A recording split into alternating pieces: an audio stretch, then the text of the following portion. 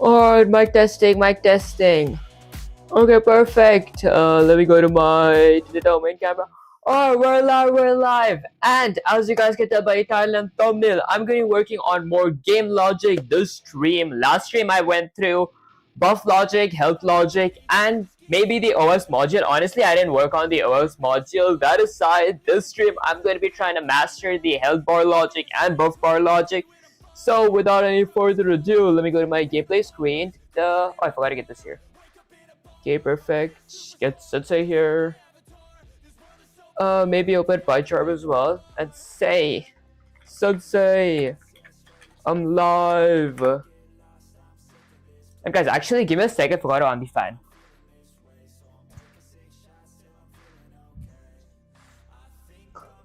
Oh, perfect. Yeah, I cannot stream without fan. It's too hot here.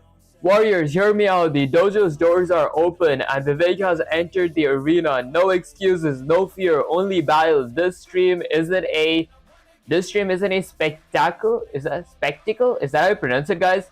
It's a war zone where code is the weapon and failure is the fuel. Today's mission, object-oriented programming in Python, the secret that turns chaos into structure, blood into strategy. Vivek, your roadmap is carved in stone. Health bar logic, the code of survival. Buff bar logic, power surgeries that tip the scales of war. Inheritance and object-oriented structures. Classes united like an army. But first, we test your hands. Show me the code that includes everything except the buff logic.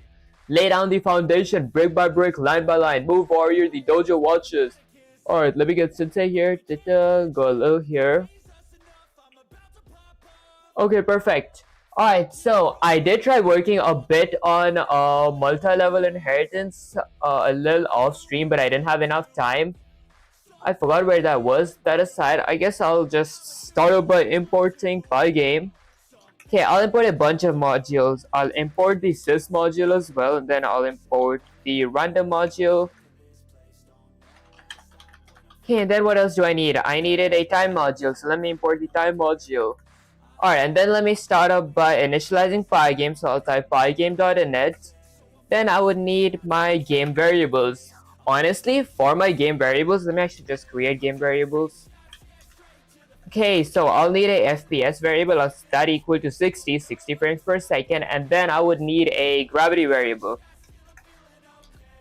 Okay, my gravity variable is going to be equal to 0.5. And I will create a class for like my game variables, like my scores and everything, so it's easier to reset them. That aside, let me go ahead and create display. For my display, I'll create two variables, width, comma, height.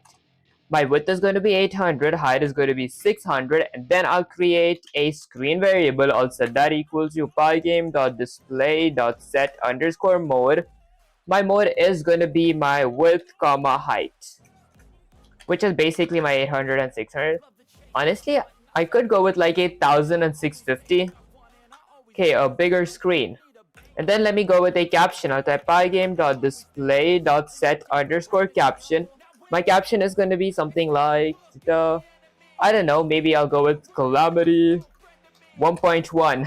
Guys, I don't know, I actually like this name. Okay, and then what else do I need? I would need a floor, but my floor is technically going to be inside of my game class. So I can't honestly think of anything. Okay, I would need a windscreen. So for my windscreen, I'll go with the... Before windscreen, I actually might just load images. So let's go with load images. Okay, so first image is going to be my hero_image. I'll set that equal to pygame.image.load. I'll give the file path. So my file path is going to be game item followed by 2 forward slashes followed by NPCs, 2 more forward slashes, and my hero PNG. I'm pretty sure it was called hero PNG. So game items followed by 2 forward slashes. Okay, this should be player. There we go. That's hero PNG. And since it is a PNG, I will convert it to alpha. Okay, there we go. And then I would need my skeleton image and my dragon image as well. Those are going to be my NPCs. Skeleton_image equals to pygame.image.load. The file path is going to be game items followed by 2 forward slashes followed by NPCs, this time 2 more forward slashes. my skeleton PNG. I will convert this to alpha. And I honestly might just try adding multiple NPCs as well. Okay, and then I'll go with my dragon underscore image. I'll set that equal to pygame.image.load. I'll give the file path. So game items followed by 2 forward slashes followed by NPCs, 2 more forward slashes. My dragon PNG. Let me just zoom out a little. Okay, perfect. Since it is a PNG, I will convert this to alpha as well. So convert underscore alpha. Okay, and then I'll need my loot. So I would need a coins image, meats image, and my potions image. So I'll go with the coin underscore image equals to pygame.image.load. I'll give the file path. So game items followed by 2 forward slashes. My coins come under my drops category, so I'll go with drops. 2 more forward slashes. My gold coin PNG. Honestly, I feel like this should be enough for now. If I want, I could add more images later. Next up, let me go with a transform and scale. Okay, for my transform and scale, okay, I'll define a scale function. So define scale. My scale function will have 2 parameters, so image and factor. Factor is basically size. I'll set the default size to be 0.1. And honestly, let me drink some water. Really dehydrated.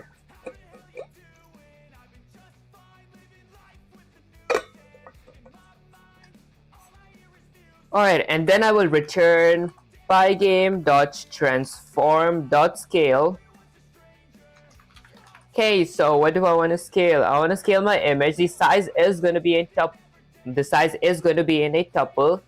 Then I'll go with integer and I'll get my images width and images height and multiply that with the factors. So image.get underscore width. Okay, and I'll multiply that by my factor, which is set to 0.1 by default. I'll do the same thing for my image.height. So get underscore height. I'll multiply that by my factor as well. Okay. And then let me transform my images. So hero underscore image equals to, I'll invoke my scale function. I want to scale my hero underscore image. Then maybe I'll just copy that, paste it for my skeleton image, dragon image, and coin image. Then I'll copy my skeleton image variable, paste it here and paste it here. Copy my dragon image variable, paste it here. Lastly, copy my coin image variable, paste it here and here. Okay, perfect. Next up, I would need a windscreen and loose screen. So I'll go with windscreen. Okay, for my windscreen, I'll add a image. So I'll go with windscreen UI. I'll set that equal to pygame.image.load. Let me load my windscreen. So the file path is going to be game items followed by 2 forward slashes followed by screens, 2 more forward slashes, my windscreen PNG. And I will just convert this. I won't convert it to alpha because this isn't going to be like an actual PNG. Then I'll transform my windscreen UI. So windscreen UI equals to pygame.transform.scale. I want to scale my windscreen UI. The size is going to be in a tuple. My size will be my display's width and my display's height. Okay, perfect. And then I would need a game1 variable. So game underscore 1 boolean variable. Although I won't add that here. I'll add that in my game class because I would have to reset game underscore 1 and game underscore lost. Let me go with a loose screen now. My loose screen will have a variable, so I'll go with loose screen underscore UI. I'll set that equal to pygame.image.load. I'll give the file path. So game items followed by 2 forward slashes followed by screens, 2 more forward slashes. This time my loose screen UI. And oh my gosh, I still didn't change my name. Let me actually do that right now. I've been saying that I'll change my loose screen UI's name. Let's rename 1L. Okay, refactor. Perfect. Okay, now I change that as well.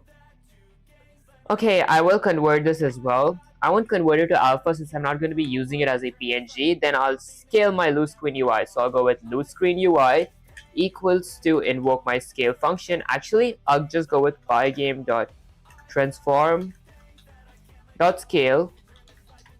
Okay, so There. Okay, so what do I want to scale? I want to scale my loose screen UI. The size is going to be in a tuple. My size will be my width, comma, heights. Okay, perfect. Next up, let me go ahead and create classes now. So the first class that I'm going to be creating is going to be a game class. Why a game class? This is going to be where I'm going to be, like, at the end of my game when my player hits R, I'm going to reset everything that's inside of this class. So all my game variables. So what all game variables do I need? I need a game underscore one boolean variable, which is going to be set to true, false because I haven't won yet. A game underscore lost boolean variable, which is going to be set to false as well because I haven't won yet. A skeleton. Honestly, I might add a few comments as well. Let me go here and add a comment that says something like collision flag. Okay, for my collision flag, maybe. Okay, I'll go with my skeleton collision. So skeleton underscore collision is going to be equal to false because I haven't collided with my skeleton yet. Dragon underscore collision is going to be equal to false as well because I haven't collided with my dragon yet. Then let's see. I'll need one for score as well.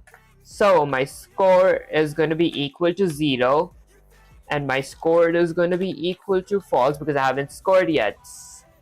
Then let's see, what else do I need? I would need a floor, so I'll go with floor. Okay, so my floor is going to be equal to pygame.rect. Okay, so my floor's x-axis, y-axis, width and height. My x-axis will be 0, y-axis could be something like 500, width is going to be my displays, width and height is going to be something like, I don't know, 300. Okay, that's honestly all that I can think of right now, but there are going to be way more variables here. Okay, so let me start off by creating my player class. I mean my hero class. Okay, my hero class is gonna have a dunder init constructor, so I'll define dunder init. There we go. And I would need a dunder init here as well, so define dunder init. There. Then indent everything here. Okay. I should honestly try using multiple inheritance here, so I'll create a move class. Okay, my move class will have a dunder init with a few parameters. Let's see, so x-axis velocity and y-axis velocity. Okay, if I recall correctly, this is what I need, and then I would need to do something like create instance variables self dot x-axis underscore velocity equals to x-axis velocity, self dot y-axis underscore velocity equals to y-axis underscore velocity. Okay, do I have like a chart where I like used multiple inheritance? Because that would be real helpful. Let me check for the reference, because I can like write this code without using multiple inheritance, but I want to actually try using multiple inheritance as well.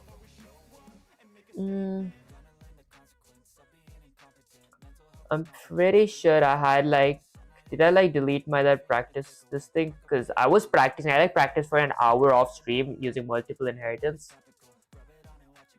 Okay, apparently I don't have it. I mean, it's alright. Oh, I do have it here. Oh wait, never mind. Okay, I guess let's just figure it out as we go.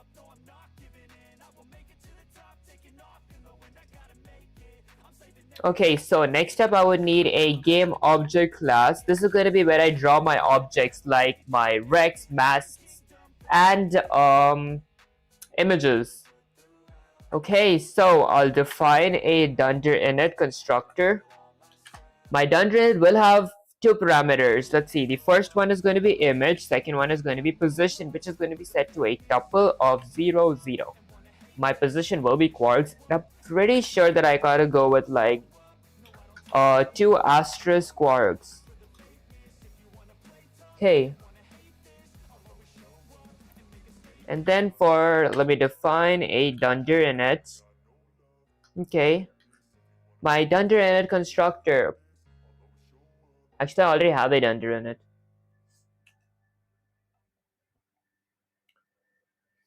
Okay, let's just create instance variables in that case. If I messed up, I will also like sensei and see like how to fix it up. Okay, so self dot image is going to be equal to image. Self dot position is going to be equal to, actually not position, self dot rect is going to be equal to self dot image, which is my image dot get underscore rect. Okay, the position will be top left, which is going to be equal to my position parameter here. Okay, and then I'll need a self.image, which is, a self.mask, which is going to be equal to pygame.mask.from underscore surface. My surface will be my self.image. Okay, perfect. Let me drink some more water. I'm pretty sure I'm doing it correct so far.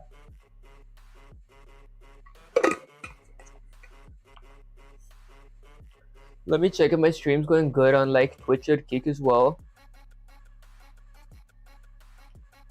Okay, perfect. Alright.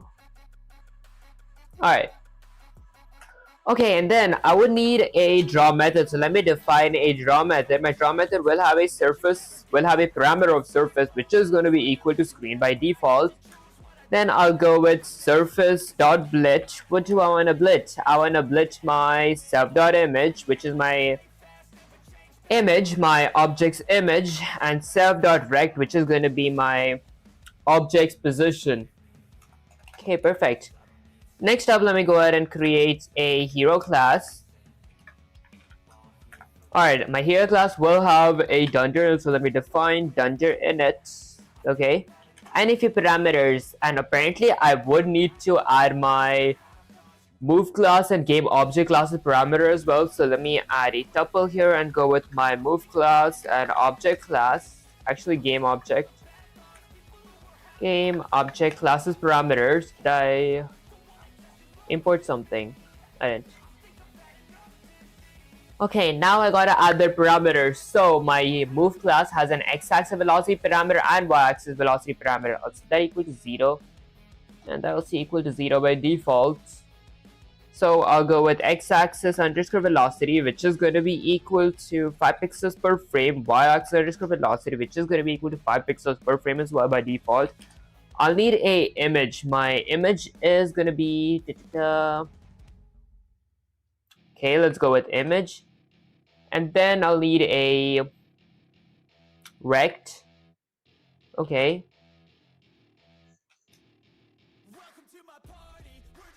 Okay, let me just actually go with jump strength in that case. There. Which is going to be equal to -6 by default. And then I'll need a super dot parentheses dunder init. Or was it super dot dunder init? Okay, this is correct. There. I'll need a super dunder init that has a positional argument of quarks. Okay.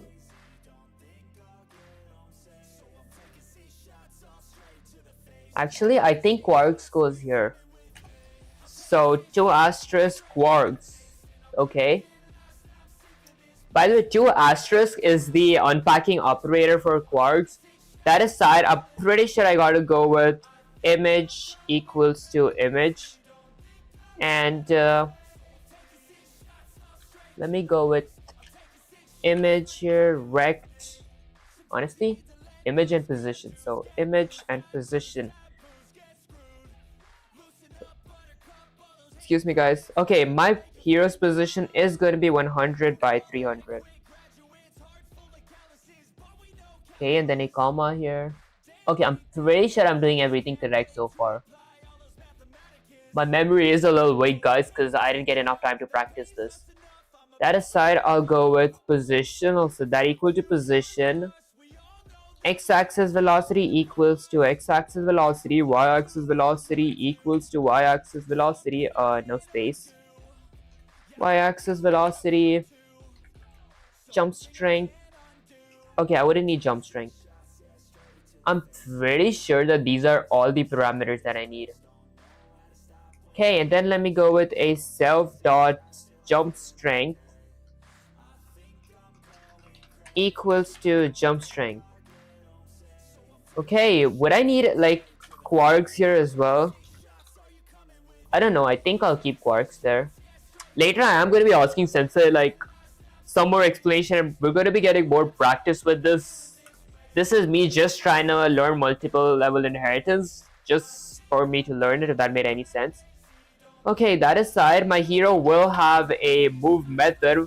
My move method will have a parameter of quarks, and then I'll go with a bunch of if statements. If my keys at index of pygame.k is right, if my right key is pressed, I will increase my, let's see, my self.rect.x-axis by my self.x-axis underscore velocity. Okay, here's one more question. When I do this, I gotta create like a game object for my game class. Because I remember I had to go with like game dot rect dot something like that. So let's create my object. So I'll add a comment that says objects. Okay, I'll go with a game object. I'll set that equal to my game class. There. Okay, and my game class did need to define a reset method. So define reset. Okay, my reset method is going to be self.dunderInit, which like resets my settings back to this. If that made any sense, guys. It doesn't make that much sense to me as well. Okay, if my keys at index of pygame.k is left, if my left key is pressed, the K is left. Okay, if my left key is pressed, I will decrease my self.rect. Have you uploaded your codes to GitHub or Discord? Honestly, I was gonna upload it on Discord, but then I forgot all about it, and I still don't know how to use GitHub. But after the stream, I'm definitely gonna upload it. Yesterday, I was like completely exhausted, so I forgot everything about uploading it to Discord. Honestly, I might just do it right now. Let's go with Control A, Control C. The Discord here. And guys, a shameless plug, if you guys haven't joined the Discord yet, make sure you guys join the Discord. The link is in the pinned comments. Okay, let me paste it here. There we go. Let's go with fire. I don't know, guys, how to reply. Okay, I set it on Discord. Alright, so self.rect.x-axis, I'll decrease that by my self.x-axis underscore velocity. Okay, and then lastly, I'll go with if my keys at index of pygame.k is space. If my spacebar is pressed, I will do something else. Let's see. Pygame.k is space. There. Okay, if my spacebar is pressed, let's see, I will set my self.y-axis underscore velocity to be equal to my self.jump strength. Okay, and then I'll drink some water.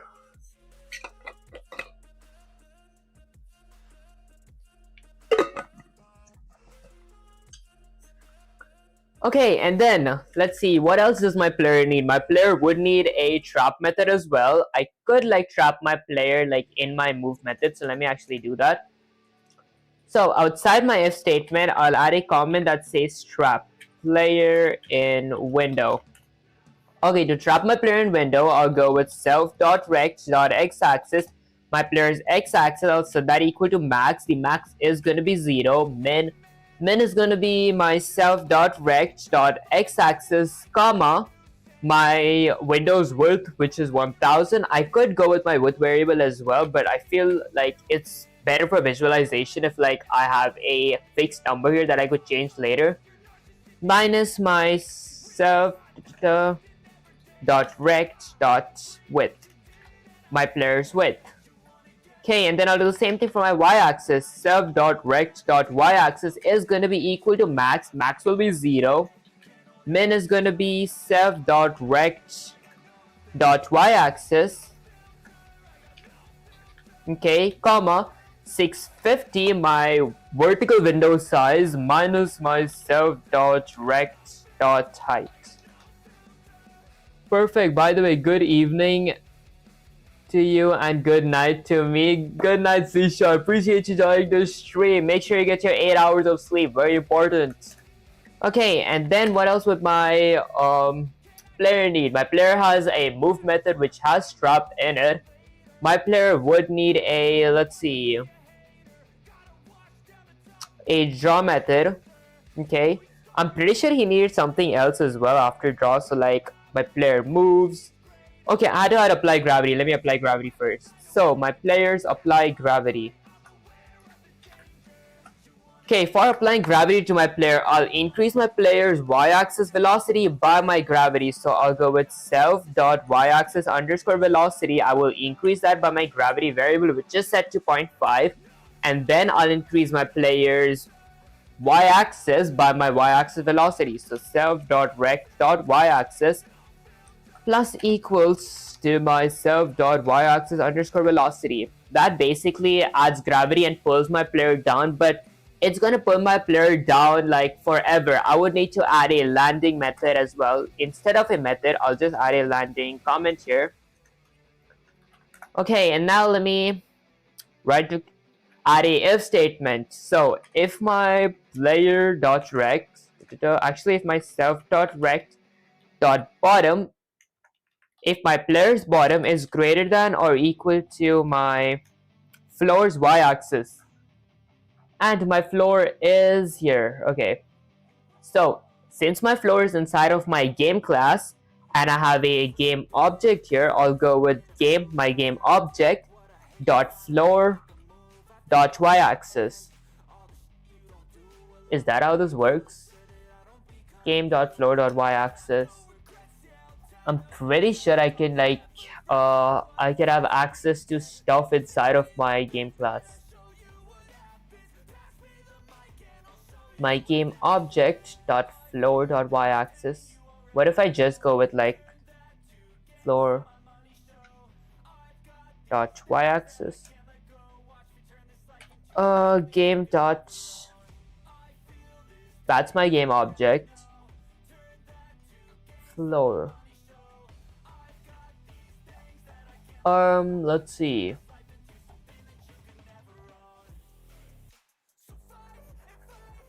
Okay, since I'm using multiple inheritance, honestly, I actually might ask Sensei for this part. I don't usually don't ask Sensei this early, but I feel like if I just keep writing the code and then it's going to get more complicated. So let me actually get Sensei here.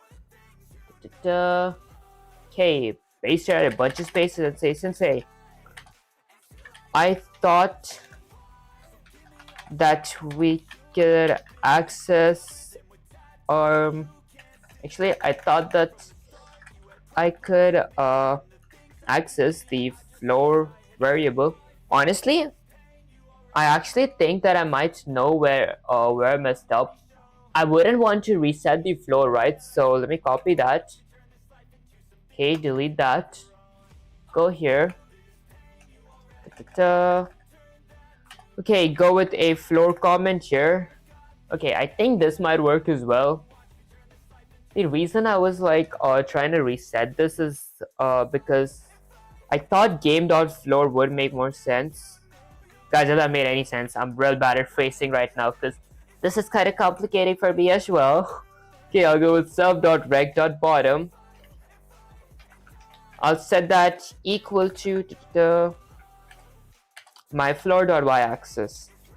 Okay, so basically what this means is if my self.rect.bottom is greater than or equal to my floor's y-axis, if my player, he goes below my floor's y-axis, his position is going to be equal to my floor's y-axis, if that made any sense. And then I'll go with self.y-axis underscore velocity, my player's y-axis velocity, I'll set that back to 0.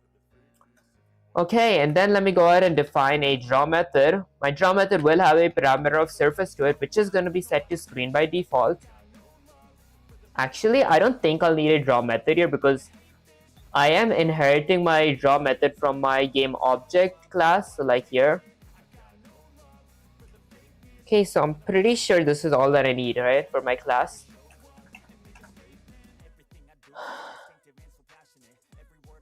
Okay, next up, let me go ahead and create a class for my skeleton. my skeleton class is going to be inheriting my move class and my game object classes, methods, and attributes. Then let me go with defining a Dunger init constructor method, which will be having a, let's see, x-axis underscore velocity. Before that, image position, which is going to be set to something like 500 by let's see, my player was set to something like 100 by 300, so I'll set this to be 500 by 350. Okay, and then my x-axis underscore velocity will be equal to something like 5 pixels per frame. Y-axis velocity is going to be equal to 5 pixels per frame as well. That's honestly basically everything that I would need. Next up, let me go with a super. So super dot, okay, super Dunger init. So I'll need super a pair of parentheses dot Dunger init. There we go. My super Dunger init will be, the parameters will be, my image parameter is going to be equal to my image. Then my position will be equal to position. Okay.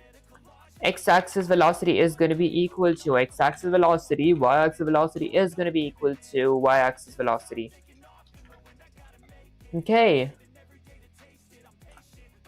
I wouldn't have to create any more instance variables because my skeleton doesn't need any other instance variables, although it would need a method. So let me go ahead and define a automate method. I would have to automate everyone, like whatchamacallit, I would have to automate all my NPCs. So let me go ahead and define a automate method in my move class. Okay, to automate, I'll go with self dot, let's see, x-axis underscore velocity is going to be, actually is going to increase by my x-axis underscore velocity.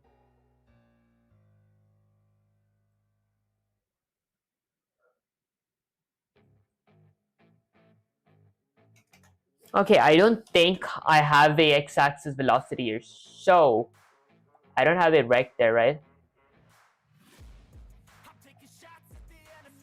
What if I go with okay,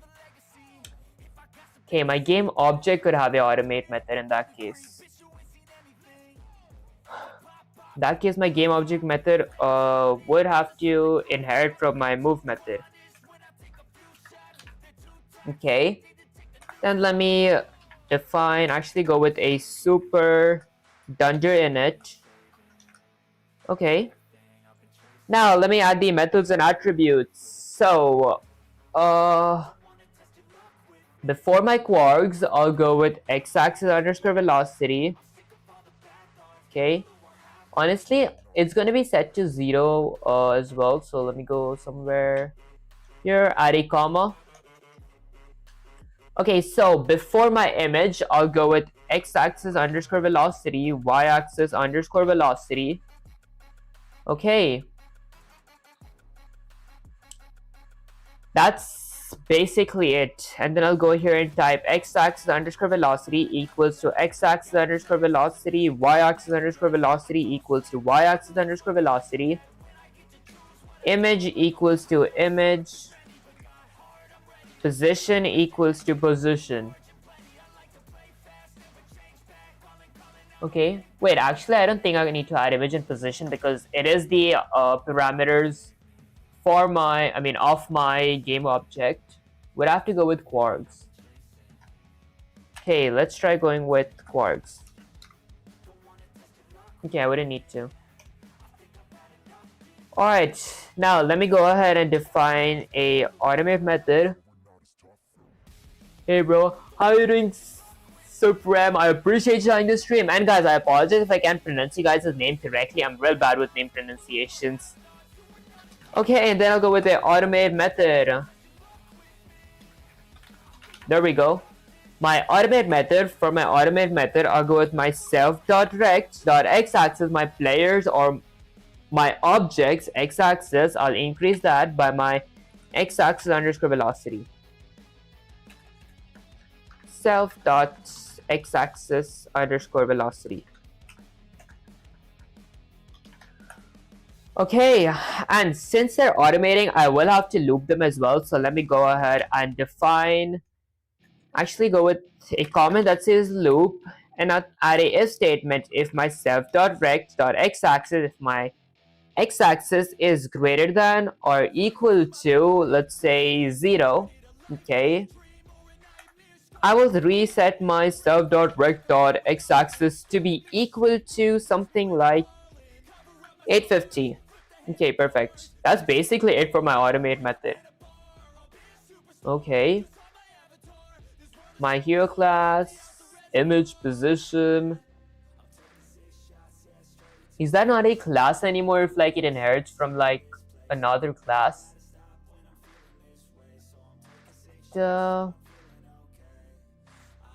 Okay, I wouldn't need quarks here. Image equals image, position equals position, x-axis, y-axis. Image,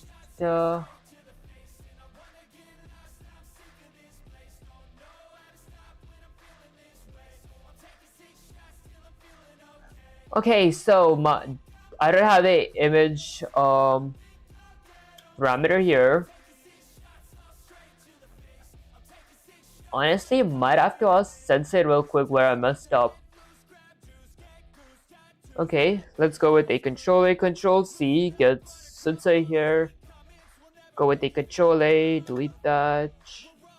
Paste it, add a bunch of spaces, say Sensei, I feel like I messed up, exclamation. Review my portfolio. Or my portfolio, is that how you pronounce it? Honestly, I'll review that like after the stream. Cause let's see. Vivek, you didn't just mess up, you left holes in your code. Let me drink some water, guys. And guys, if I sound like a little not entertaining while I do my commentary, it's because I've been like learning a lot of stuff, trying to process it.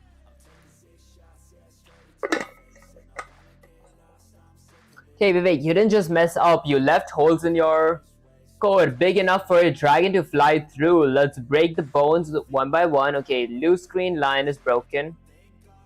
Okay, you forgot to close your parentheses. Your game class variables are useless. Okay. Okay, I needed help with the multiple inheritance. Let's see. Game object constructor is broken. Same problem for skeleton collision. You wrote dunder in it instead of, okay. Your multiple inheritance is confused. Hero is inheriting from both move and game object, but then you call super dunder in it. Here's the problem. Super follows the method resolution order, MRO. Since you've stacked classes wrong, it'll first look at moved under init, which doesn't accept image or position. Boom, instant crash. Solution: make either hero inherit only from game object, since game object already inherits from move. Okay, hold up, that actually might be genius. Or fix the inner chain carefully. Right now, you've tangled wires. Your skeleton class is undefined. That's not even a method. That's a lonely keyword. Python is trying. So what you did wrong, parentheses, typo, inheritance chain misuse. You're in a war zone, Vivek. These aren't little mistakes. They're landmines you stepped on because you sprinted without checking your map. Okay. Give me suggestions in live stream by reviewing my portfolio. Honestly, I actually might in a bit. Although you can like DM me on Discord, I could like actually review it off stream, then next stream give you the suggestions, because I feel like I'm way too new to like Python to be giving suggestions. Okay, that aside, let me copy that.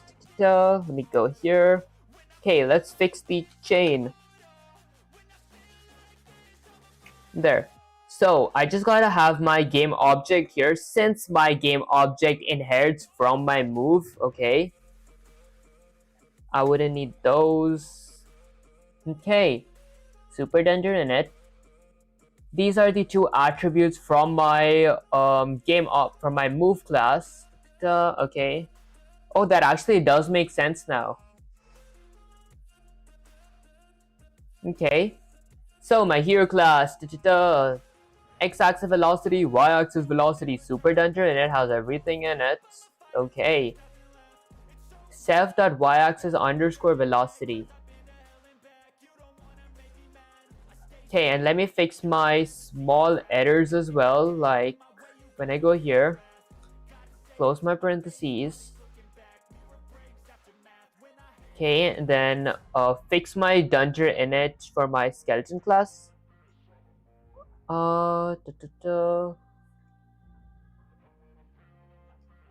Okay. They don't have much effect. Class. Okay, self.y-axis underscore velocity. Class hero. So I inherit from my move class and my game object class. I would just need to inherit from my game object class, since my game object class inherits from my move class, if that made any sense. There we go. Okay, perfect. Alright, next up for my skeleton class, let me go ahead. I wouldn't need an automate method anymore because I already have my automate method. So, would I not need anything for my skeleton class at all? I honestly wouldn't. Let me go ahead and create a class for my dragon. Okay, my dragon class will have a dungeon init constructor. Okay, and now the parameters. My dragon class will inherit from my game objects class. It's going to be having the image parameter, position parameter, which is going to be set to something like, let's go with 100 by 500. Okay, and then a x-axis underscore velocity and a y-axis underscore velocity. Yeah, I wouldn't need the x-axis velocity and y-axis velocity.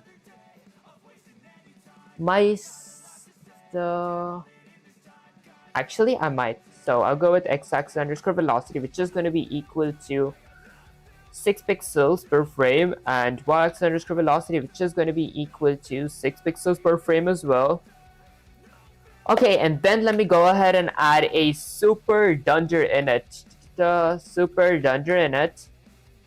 Okay, my super dungeon init. Let me add my x-axis underscore velocity, which equals to my x-axis underscore velocity, and y-axis underscore velocity, which equals to my y-axis underscore velocity. That's honestly basically the only two things that I would need. I wouldn't need one for my image and position, since my game object parent class already has those. Okay. Alright, it's a little vague, but I feel like I'm getting what it means. And then let me create a class for my drops. Okay. I don't think my drop class will inherit from anyone. No, it would have to inherit from my game objects class. So game object. Then let me define a dungeon init constructor method. Okay. I'll need a image parameter, a position parameter for my drops. Although my position parameter is going to be random, right? So I wouldn't need any parameters for it. Neither would I need that. Okay. Alright, so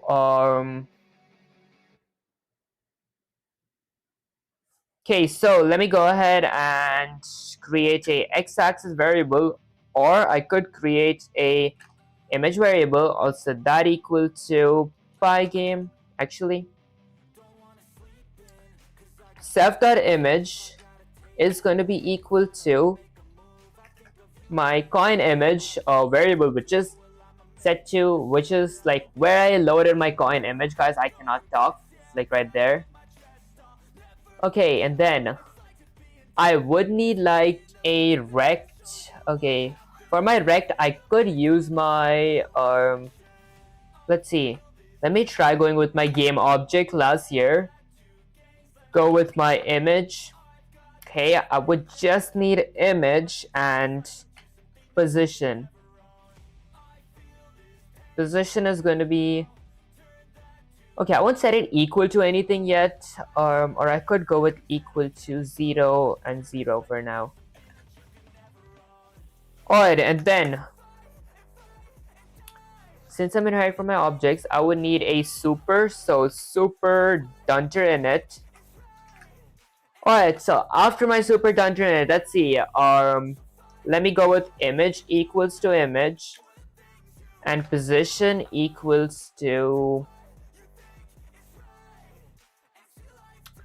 position. Huh.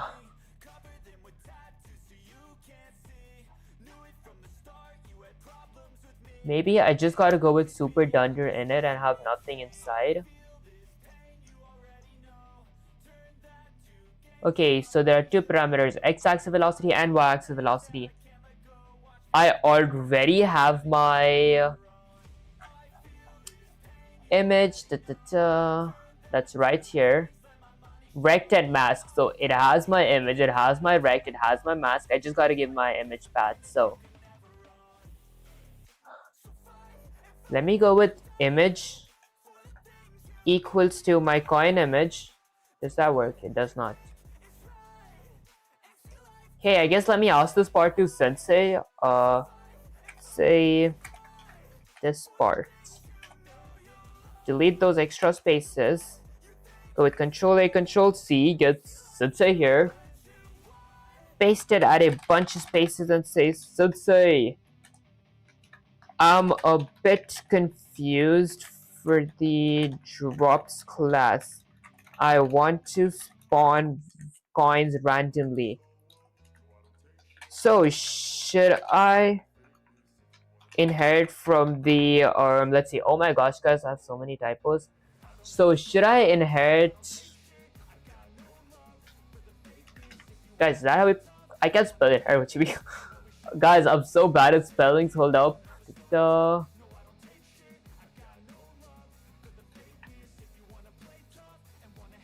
Is that how you spell inherit? No, that's wrong. There. Guys, ignore me. I can't spell right now. I can't spell in general. What? Okay, that aside, Sensei gets it, and you guys get it as well. So, should I inherit from the game object class question mark? Okay, I guess I should work on my spellings, guys. Vivek, your confusion is the sound of growth. Listen, yes, drops should absolutely inherit, so this is how we spell it. I-N-H-E-R-I-T. Okay, guys, the autocorrects kind of spoiled me. That aside, yes, drops should inherit from the game object. Why? Because a coin is still an object with an image, sub.image, a position, sub.rect, and the ability to draw on the screen. Okay. That's exactly what game objects gives you. No need to reinvent the wheel, but right now your drops class is broken because you call super dunder in it with no arguments. Game underscore object dot dunder in it expects x-axis velocity, y-axis velocity, image, and position. Excuse me guys, you gave it nothing. That's why it's screaming. Here's how you fix it like a warrior forging a proper weapon. So we have a drops class that has a parameter that inherits from a game object class. And then we defined a dunder in it, okay, constructor that has a image and a position. Okay, so I can go with none as well. If position is none, random spawn locations, position equals to random.random. There we go. This is the part that I didn't know. Okay. 0 with, okay, super dunder in it, x-axis velocity, y-axis velocity, image equals image, position equals position. This does three things. Random positions, if no position is given, it spawns the coin somewhere inside the screen. 0 velocity, coins don't move on their own, so we set x-axis velocity to be equal to 0 and y-axis velocity to be equal to 0 as well. Inheritance, we let game object handle the rest, rect, mask, draw, etc. When you draw, okay, then when you want to spawn a coin, coins equals to drops, coin underscore image, boom, instant coin, random spot, ready to collect. Now here this health bar, enemy drops, they're all just different masks of the same warrior class game object. Once you understand that, object-oriented programming becomes your blade, not your burden. Alright, so let me get Sensei there. Check if my stream's going good on Twitch, Kick, and YouTube. Okay, perfect. Okay, so let's see. Basically, the thing that I had to do is go with my drops class, have a dungeon in it with a few parameters of image and position. My position is going to be set to none. Okay, let me delete that. So in my super dungeon init, I'll need a x-axis underscore velocity, which is going to be equal to 0, so my coin doesn't move. Y-axis underscore velocity, which is going to be equal to 0 as well, so my coin doesn't move. And then I'll need my image and position. So image equals to image and position equals to position. Okay, and then I got to create a few instance variables. So I'll go with position. I'll set that equal to random.randint. I'll go with 50 width and width minus 50. Okay, so that's going to be my x-axis position. This is going to be inside of a tuple. Okay, and then let me add a comma here, maybe go to the next line and go with my y-axis as well. Okay, so random.randint. Okay, this is going to be 50 comma, and instead of using my height, I'll use my floor because I don't want my coins to spawn under my floor. So I'll go with floor.y-axis minus 50. Okay, let me copy that. Apparently this thing doesn't go after my defined dungeon init. Okay, this goes after my positions. Okay, I gotta add an if statement here. So if position is none. I honestly never learned about the is keyword. Like, I should have learned about that. Okay, and then indent this. If position is none, I do this. My position is going to be equal to a random. Oh, I'm actually trying to get what this means. Super dungeon init.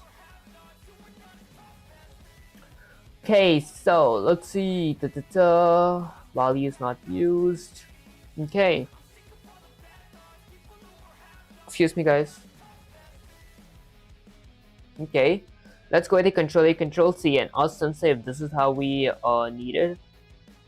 Okay, paste add a bunch of space and say Sensei, is this correct question mark? Because I like see a yellow underline on my image equals to image and position equals to position. Okay, let's see. Vivek, good catch. That yellow underline is your IDE warning you something's fishy, and your instinct is correct. Your game object class constructor is broken. Look carefully. So we have a game object class that inherits from our move class. We define the dungeon in itself, x-axis velocity, y-axis velocity, image, position, See it, you wrote define dungeon. Oh, instead of dungeon init, that's not Python special constructor, it's just a random method. So when you call super dungeon init, okay, Python goes, oh, this dungeon init doesn't exist with those params or parameters. That's why your IDE is screaming. Look at, okay, screaming at you about image equals image and position equals position. Oh, so it was a typo. I was trying to find where I had that typo. Thought I was just daydreaming, never mind. Wait. Oh, there we go. Okay. And now I can add my image equals to image and position equals to position here as well for my hero class. Do the same thing for my skeleton class. Image equals to image and position equals to position. Lastly, do that for my dragon class as well. Image equals to image and position equals to position. Alright, perfect. Honestly, that's basically it for my drops class. I wouldn't have to add a draw method as well. Did I need anything else? I did not. Okay. Let me go ahead and create a class for my meals next. So this is going to be my meals class. Basically, my meals class is if my player picks up the meal, he recovers his HP. So I would need a health bar class as well. My meals class inherits from my game object class. Okay. Then let me define a dungeon init constructor. My constructor will have the image parameter and position parameter, and just like my drops class, my position parameter is going to be set to none. Then let's add a if statement. If my position equals to none, okay, actually if my position is none, equals to, would that work? Okay, I'll have to ask Sensei about the is keyword because I honestly didn't learn about that at all. Okay, if my position is none, I'll go with position set that equal to a tuple random dot randint. Okay, I'll go with 50 comma with, I'll do the same thing as I did with my drops class, 50 with minus 50, and then I'll exit outside my tuple or my parentheses, add a comma, maybe go to a new line and type random dot randint. I'll go with 50 comma. This time my floor variable dot y-axis, the reason I added my floor variable dot y-axis is because I don't want my meals to spawn under my floor where a player can't reach, minus 50. Okay, perfect. And lastly, let me go ahead and add a super dunder init. Super dunder init. Okay, my super dunder init will have x-axis velocity, y-axis velocity, image, and position. So my x-axis velocity is going to be 0, so my meal doesn't move. Y-axis underscore velocity will be 0 as well, so my meal doesn't move. Image equals to image, position equals to position. Okay, perfect. Idia, yay, did you ban that guy with his alt account who were trying to troll me? Honestly, I didn't like ban anyone because it's just a regular friendly fire. Okay, that aside, honestly, I feel like the meals classes, that should be it for the meals class. So let me create a class for my health bar now. So health bar. Okay, my health bar class will inherit from my game object class as well. So let me go ahead and define a dunder init constructor method. It will have a image and a position parameter. My position is going to be set to none. Honestly, my position will be set above my player. I'll keep that to 0 and 0 for now. Okay. Alright, for my health bar class, I'll need a few parameters. Let's see.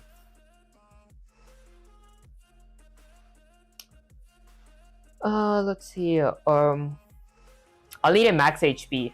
Okay, so I'll go with a max HP, but that should come before my quark. So right here, max underscore HP is going to be equal to 100. Honestly, my max HP is a quark.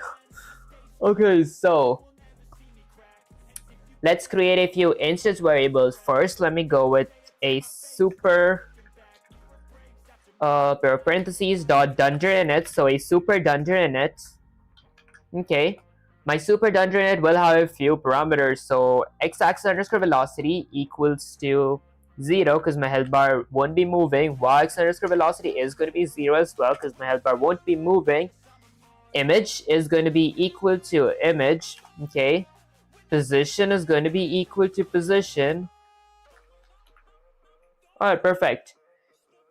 And then I'll need a max HP.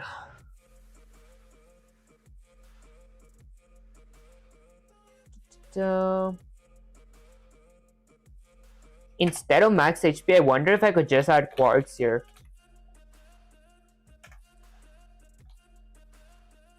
Okay, I need to add my max HP, so I'll go with max underscore HP equals to max HP.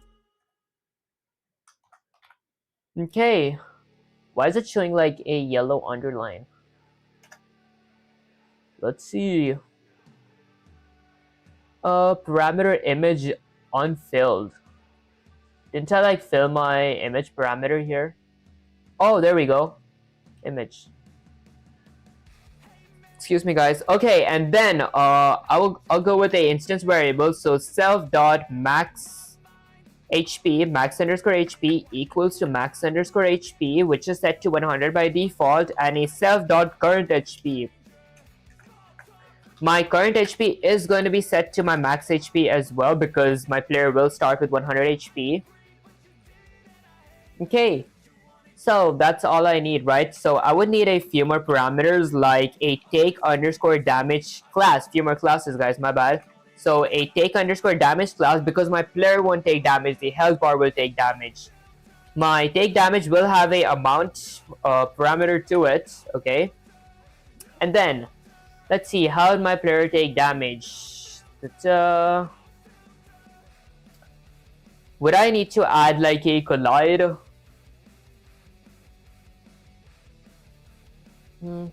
Actually, I might take a look at the reference because last stream, if you guys like watched my last stream, I like stopped after like learning about health, the health bar and buff bar, so I'm still a bit new to it, so I might have to take a few reference. Okay, I would need a HP path and load my images and then iterate over them, scale them. Take damage is going to be current HP equals to max.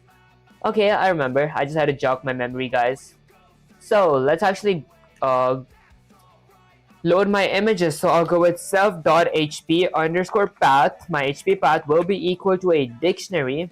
Maybe I add a space here. Okay. My dictionary, let's go with 0 HP. So 0 HP is going to be equal to pygame.image.load. I'll give my file path. So game item followed by 2 forward slashes followed by, I think it goes under health bar, okay, followed by 0 HP. And I will convert this to alpha since it is a PNG. There. I'll add a comma just to save time. I'll copy that and paste it 5 times. So that's 20 HP, 40 HP, 60 HP, 80 HP, and 100 HP. Let me change these. So 20 HP, 40 HP, 60 HP, 80 HP, and lastly 100 HP. Okay, and copy my 20 HP, paste it here, copy 40 HP, paste it here, copy 60 HP, paste it here, copy 80 HP, paste it here, and lastly copy 100 HP. I don't know why I read 1000. 100 HP, and I'll go with 100 HP. Okay, perfect. Now let's iterate over my HP path so I can scale each HP individually. So let me go with a keys variable, or for every keys, or for every key in my self.hp path. Okay, let's see, I'll scale it. So I'll go with self.hp path at index of key equals to invoke my scale function. I want to scale my self.hp path, okay, at index of key. Okay, the size. Okay, I'll add the size later, I guess.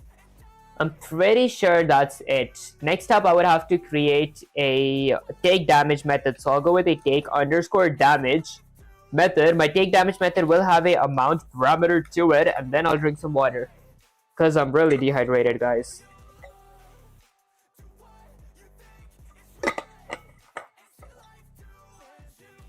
Okay, perfect. For my take damage method, let's see, I'll go with my current HP, self.current HP, my self.current HP, or it's the self.current underscore HP. Do I have like a current HP there? Okay, so my self.current HP is going to be equal to max. Max is going to be 0, so my player's HP doesn't go below 0. Okay, and then I'll go with current HP, or self.current underscore HP minus my amount. Okay, maybe let me fix my typo. I'll copy that, paste it there. Alright, so that's basically it for my take damage. Next up, my health bar would need a heal method as well, so I'll define heal. Excuse me, guys. So my heal method will have a parameter of amount as well. Okay, and then I'll go with self.current underscore HP, which is going to be equal to this time min. The min is going to be 100. My HP can't recover more than 100. 100 is the max HP. Then I'll go with self.current underscore HP. I will increase that by my amount, by my heal amount. Okay. I wouldn't need a draw method, so I'm pretty sure take damage and heal is all. If I like take a look at the reference, okay, perfect, that is all. Next up for the buff bar. Okay, honestly, I did kind of miss this part. I might have to add a draw method to it. I could just change the positions of it. right? Like that's 0 and 0 for now. So let me actually go up here where I create instance variables. Let me create a x-axis variable. I'll set that equal to, I forgot the formula. So heroes rect center x. Okay, so hero.rect.center x minus image.get underscore width divided by 2. And for y-axis, hero.rect.type minus image.get underscore height minus negative 80. This negative 80 is just for visuals. We could always change this. Okay, let's see. I would need to create a hero object. I'll set that equal to my hero class. There. So I'll need a image, a position, x-axis velocity, y-axis velocity, jump strength. So my image is gonna be my hero underscore image. My position is gonna be my position, which is actually I think just position 100 by 300. There. X-axis velocity, y-axis velocity, which is already set. So I'll just have to give my hero image and position. Okay, so I'll go with hero, my hero object dot rect dot center x. Okay, minus let's see. Did I have to go with my health bar? I'm pretty sure I had to go with my health bar, right? Image dot get underscore width. So my image is my HP path. Okay, so there was a small mistake that I did. I don't think it was a mistake. Actually, it was not a mistake.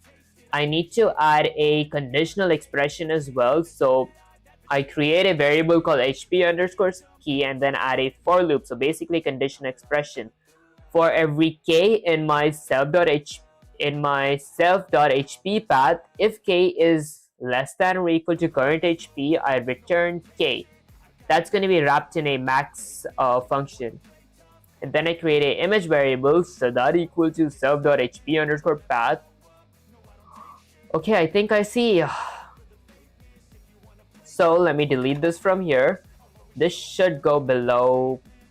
Let's see. Should I like create a specific draw method? I want to do it without me creating these specific draw methods. So I'll go right here. Okay. I will need a HP underscore key variable. I'll set that equal to something like a conditional expression. So max for every k in my every key in my self.hp underscore path, for every key in my self.hp underscore path. If my k is less than or equal to my self.current HP, okay, I will return k. There. Okay. And then let me go with a image variable, also that equal to my self.hp path at index of HP underscore key. Okay, was this part correct? Did I set my image to be correct? Excuse me, guys. Okay, perfect. Okay, let me like think real quick what this means. Self.hp path at index of HP key. Okay, so that's my HP path at index of HP key for k and k. Okay, this is for loading and scaling the images. Oh, I see. So this is where I iterate over. This is where I iterated over my dictionaries to scale it. Here's where I iterate over my dictionaries for the location of it, for the position, if that made any sense. Okay, I'll go with x-axis. I'll set that equal to, let's see, my hero.rect.centerx. Okay, minus, let's see, my image variable dot get underscore, was it width? And then divided by 2 or floor division 2. And then for my y-axis, I'll set that equal to my hero.rect.top, the top of my hero, which is going to be, actually I'll minus that by my image.get underscore height minus negative 80. Okay, was this part correct? Get whipped. Okay, perfect. That part was correct. And then I bled it on my screen. So let me go with my let's see. I should have a surface method. I could go with self.surface.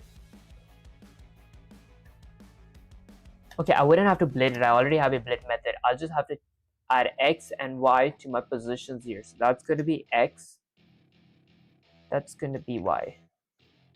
The reason I can add it is most likely because um they're right here. Should I like create a specific method for draw? I guess let's all say real quick. Okay. Let's go with a control. A control C gets Sensei here. Okay, let me paste it. A bunch of space and says Sensei. For my health bar class, should I create a separate draw method question mark? Let's see. Yes, Vivek, your health bar is a UI element, not a regular object like skeleton or coin. So if you don't give it its own draw method, your code won't actually show the updated HP. It'll just sit there like a dead pixel on the battlefield. Right now, your health bar, dunder in it, you're loading all HP states, scaling them, and even picking them correctly. Okay, and even picking the correct image based on current HP. That's good prep work.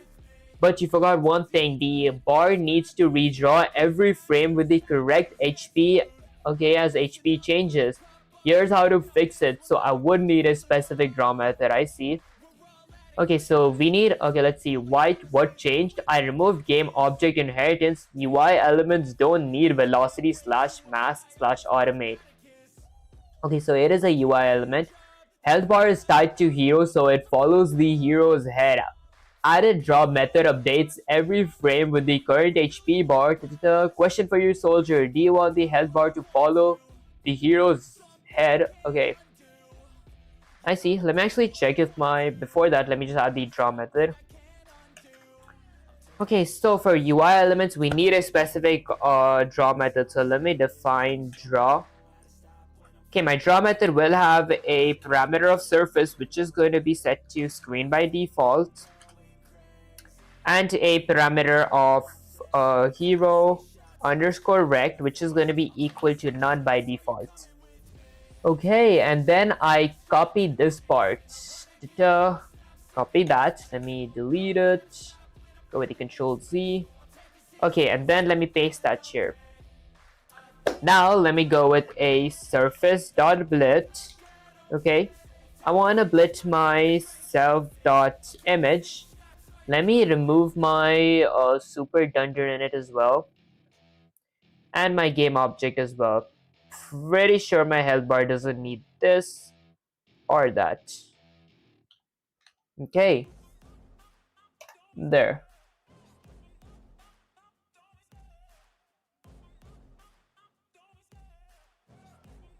Okay, perfect. Self.image. What do I have to blit? Image. So what are the positions that I have? Oh, okay, I see. Now mine. My bad, guys. It's not self.image. It's just a regular image. I want to blit this regular image. So I want to blit my image. The position is going to be a tuple of my x-axis and y-axis. I think that would look good. Okay, not position, dest. Alright, that looks pretty good. Let me just remove that. Okay, perfect. And then I would need a class for my buffs. This is where I stopped last stream, so I gotta pick it up here. So I'll need a buff bar. Okay, before that, let me check if my stream's going good on Twitch. Okay, let me check on Kick. Just refresh that and see. Alright, perfect. What about YouTube?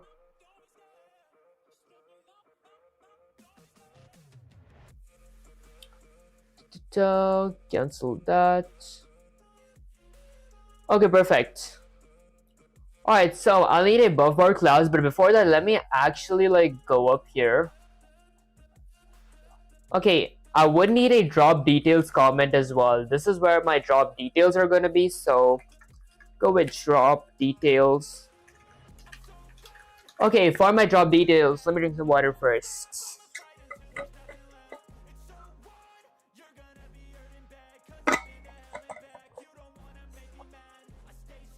Okay, so what I'll drop details, what I need. I'll need a spawn time, like my drop spawn time, but my drop spawn time will go here because I'm going to be resetting that as well. Let me go with the coin spawn time first. Coin spawn time. I'll set that equal to my time module dot time function. Okay, and then change my spawn spelling. Okay, and then I would need one for my meals as well. Okay, and then I would need one for my meal as well. So let me go with a meat underscore spawn underscore time, which equals to time.time as well. Excuse me, guys. How do I always spell my spawn wrong? Excuse me again, guys. Okay, and then I would need a spawn time delay. I could add my spawn time delay here, honestly.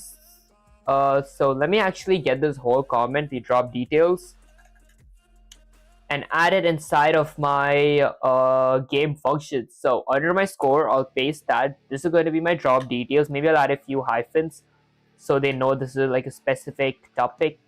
Maybe 5 hyphens is good for all. Collision flag, 1, 2, 3, 4, 5, 6. Okay, and then I'll need a, let's see. Okay, I might need it like as a global variable, so I'll just keep it here.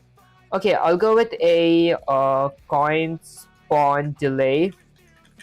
I'll set that to be equal to 3 seconds. There's no way I always spell my spawn wrong. There. Okay, so my coin spawn delay is going to be set to 3 seconds, and then my meat spawn delay is going to be equal to 8 seconds. I would need a potion spawn delay as well, but I'll go with a meats class or a meals empty list of meals. Okay, there. Those are basically all that I can think of at the moment, so I would need one for my buff, so I'll go with buff pot spawn delay, which is going to be equal to 10 seconds. And a list for my buff spawns. My buff spawns empty list. Do I want it like that? Okay, let's go with buff underscore pot equals to a empty list. Alright, perfect. I would need one that says buff underscore pot underscore spawn underscore time, which is going to be equal to time.time. Okay. There we go. Or then let me go down to my class. Okay, for my buff bar class, I'll need to define a dungeon init, a constructor. Since this is going to be a UI as well, my buff bar, this is not my buff potion, so it's a UI. I would have to go with the same methods here, but except we take damage and heal. Let's go ahead and define dungeon init. I'm pretty sure I needed a self dot current underscore buff, which is equal to 0. I needed a activate, which equals to false. What else did I need? Current buff activate. Okay, maybe I check the reference. Okay, so I needed a self.current buff, a self.max buff. Okay, max buff 8 is equal to 100. Basically, max buff, which is set to 100, works the same as my max HP, which is set to 100. Just when I claim the buff potion, I get another set of 100 HP on top of my regular HP, but that just lasts for 5 seconds.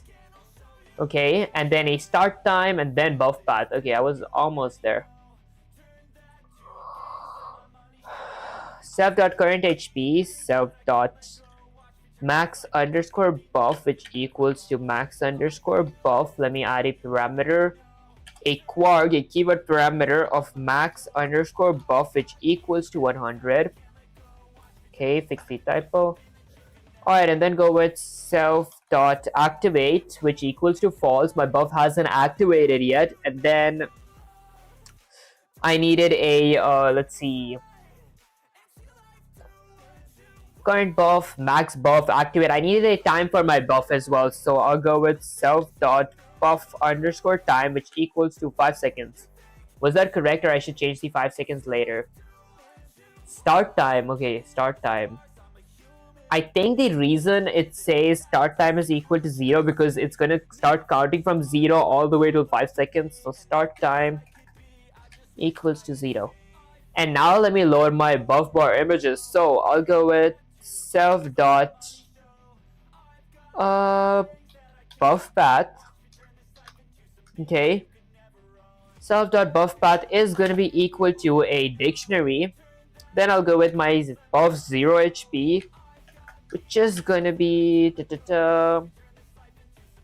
and then I'll give the file path. So I'll go with pygame.image.load. I want to load so pygame.image.load. Okay, now my file path for my buff images, which is like right here, my buff image PNGs. It's under my buff bar, so like these basically, that's like 100 and that's 0. Okay, so I gotta give the file paths for them, which is going to be my game items followed by 2 forward slashes followed by buff bar, 2 more forward slashes, 0 HP buff bar. I will go with a comma and copy this to save time. Okay, hit enter, paste it. That's going to be 20 HP, 40 HP, 60 HP, 80 HP, and lastly 100 HP. I will change this to be 20 HP, change that to be 40 HP, 60 HP, 80 HP, delete that, go back, 80 HP, and lastly 100 HP. Now let me copy the 20 HP, paste it here. Okay, honestly I feel this would be much easier, so like 40 HP or 60 HP. Okay, I think the copy paste method was faster. 80 HP and lastly 100 HP.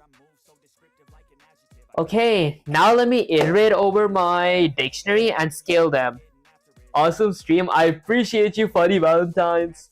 Okay, now let me scale them. So to scale them, let's see. I got to iterate over it. So for every, let me go with for every key in my self.buff path.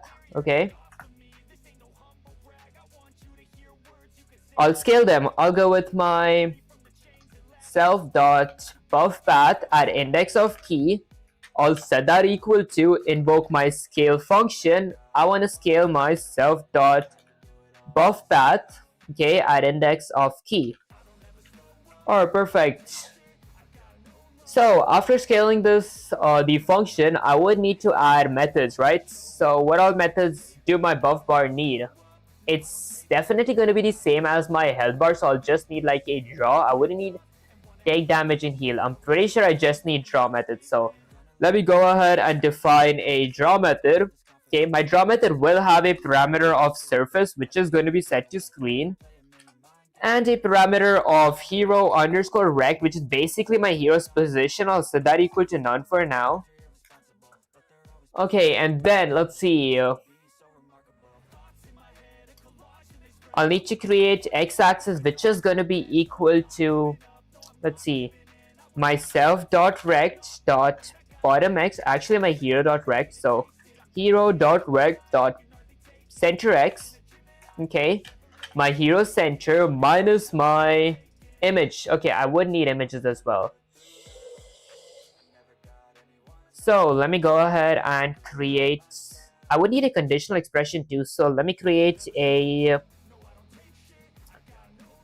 buff key variable. I'll set that equal to max, and now I'll add a conditional expression. So for every k in my, let's see, for every k in my self.hp path, my dictionary of my HPs, okay, if my k is less than or equal to, let's see, my current HP, I don't, my current underscore HP, okay, was it called current HP? Or let me just take a look at the reference. Okay, it's called current buff.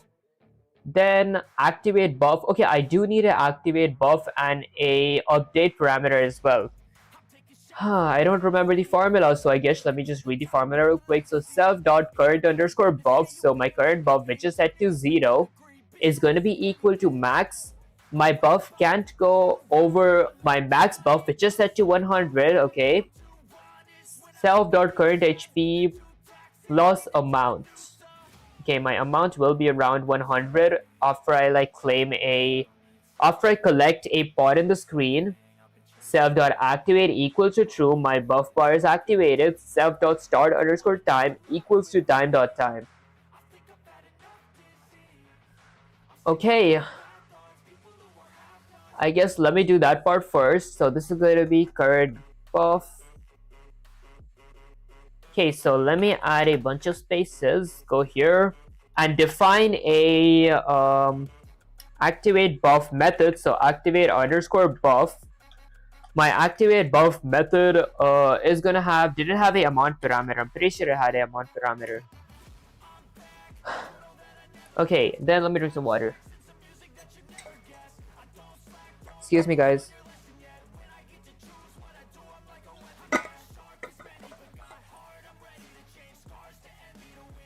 Okay, so let's see. I'm pretty sure I had to like reassign my current buff. Was it that? Let me take a look at the reference. Okay, my current buff is going to be reassigned to my max buff. Okay. So I'll go with self.current buff. I'll set that equal to max, which is going to be my self.max buff. Self.max buff, okay, which is set to 100, comma, my self.current buff, okay, plus my amount. Okay, and then I'll activate my self.activate. I'll set that to true. So self.activate is going to be equal to true. My buff is activated. And then I'd need a, let's see. I'm pretty sure it was something like, let's see. Okay, my start time equals time.time. Alright, so self.start underscore time equals to my time module.time function. Okay, that's basically it for my activate buff. Next up, let me go ahead and create a update method. So what all do I need for the update method? My update method won't have any parameters. It's gonna have a if statement. If my self.activate and time.time minus self.start time is less than or equal to 5, self.current buff equals 0, self.activate equals false. Okay, so this basically means what this basically means is that self.active, so if my activate is set to true, okay, and time.time minus my start time. So basically if my buff's time, like my start time is going to be 0, so my start time is currently set to 0. After 5 seconds have passed, my current buff is going to be set to 0, so my buffed HP is going to go and my activator is going to be set to false as well, if that made any sense. So I'll define update. Guys, I honestly can't read Hindi. Can't we like copy paste on like YouTube? Could like use a Google Translate. Guys, I apologize, like I can't read half of the Hindi words. I'm kind of illiterate when it comes to stuff like that. That aside, okay, let me go with what did I have to do? I forgot. Self dot okay, I needed an if statement. So if my self dot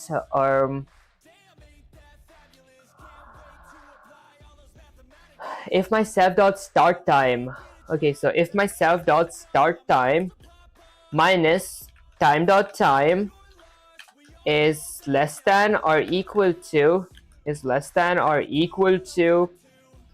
5 seconds, I'm gonna set my self.currentBuff to be equal to 0 and self.activate to be equal to false. Okay, was this part correct? Let me check. Okay, if self.activate and time.time. Okay.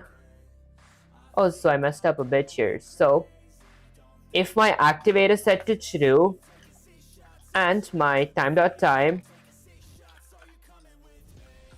okay, minus my self dot let's see, start time. Excuse me, guys. If my self dot activate time is true and time dot time is true, I might have to ask Sensei for like this part's clarification because it's a little confusing. That aside, let me go ahead and work with my draw method now. For every k, if my k is less than or equal to my self dot current buff, I'll return k. Okay, and then I create x-axes and y-axes. So hero.rect.centerx, my hero center, minus my self.currentBuff. Okay, before that I would need an image variable. So image is going to be equal to my self.buff path at index of buff key. Okay. And then I'll create my x-axis. So x-axis equals to hero.rect. So hero.rect.centerx. Okay, minus my image dot get underscore width. I get the width of my image divided by 2. And then for y-axis, I'll set my y-axis equal to my hero.rect.top this time minus my image dot get underscore height minus -80. And guys, the -80 is just for visuals, so this could be changed later. Okay, and then let's see. I need to add a surface.blit. I want to blit my image. The position is going to be my x-axis and y-axis. The dest is going to be my x-axis and y-axis. Okay, so is that part correct? Let's see. And guys, can you guys believe this was the easier part? Actually, no, this was the harder part. The easier part is the buff potion. Okay. That's basically it for our buff class. Next up, let me go ahead and create a class for my... Before I create a class, I have a few questions for Sensei, so let's copy this part. Actually, let's go with a control C. Get Sensei here. Paste this, add a bunch of spaces, and say, Sensei, I have a question for my buff bar class. I didn't understand the update method. Can you explain that to me? Bro, what's your suggestion for learning coding? All I know is a few basics of Python I learned in class 12. Honestly, I do have like a lot of suggestions because many people actually ask me suggestions based on coding. So let me just open my Discord server real quick. There we go. Alright guys, so a quick shameless plug as well. You guys can join the Discord. The link is in the description and the pinned comments. That aside, in my Discord server, this is the roadmap that I followed when I actually started learning Python like 89 days ago. So I started with this. The basics were print statements all the way up till reading files. Yeah, I learned everything all the way up till reading files, then moved on to Pygames, and then I've been working a lot with Pygames. I had a specific roadmap for Pygames as well. So I learned how to create window all the way up till, I don't even know how much I learned. I learned like a lot of Pygames. That aside, this is basically all I like did. If you guys want this as well, you guys can like mention me on my Discord's general chat or my Python chat, and I can DM the roadmap to you guys. That aside, let's read this. Good, Vivek, you finally asked the right question. Let's dissect your buff bar update method because right now it's not. Okay, because right now it's wrong and I'll tell you why. Here's what you wrote. Define update with a self parameter if self.activate and time.time minus self.start time is less than or equal to 5, self.current buff equals to 0, self.activate equals to 0. What's wrong here? The condition is reversed. You're saying if buff bar is active and it's still within 5 seconds, reset it immediately. That means your buff would last 0 seconds, gone the instant it's activated unless... Okay, useless. Logic should be buff stays active for 5 seconds. After 5 seconds, buff ends, resets to 0. Fixed logic. If self.activate and time.time minus self.start underscore time is greater than 5 seconds, buff lasted more than 5 seconds. Okay, expire it. Explanation. Self.activate tells us if buff is currently running. Time.time minus self.start time measures how long buff has been active. If more than 5 seconds have passed, shut it down, reset buff to 0. So the timeline looks in this. You pick up a buff, activate buff is called self.activate is set to true. Self.start time equals time.time while playing. Your game loop calls update, okay, every frame. I see. Oh my god, I'm joining right now. I appreciate it, animator. Where are you from? I'm currently in the United States. That aside, let me get Sensei there. Okay, I honestly see where I messed up. Okay, this should be if it's greater than 5. Although, let me just go with the control Z real quick. I feel like honestly both would work because the game this game that I created, if I pick a buff bar, the file format. Okay, I did change my file path's name here, so let me go all the way down here, change that to loose screen. Okay, so if I just run around and collect, wait for my buff bar, this would still work honestly. There are meat spawns there, so I get a buff bar on top of my HP. That aside, let me go to my game 2. Okay, I feel like this works as well, and I see how this works as well now. So if my activate is set to true and time.time, okay, this is most likely just for readability.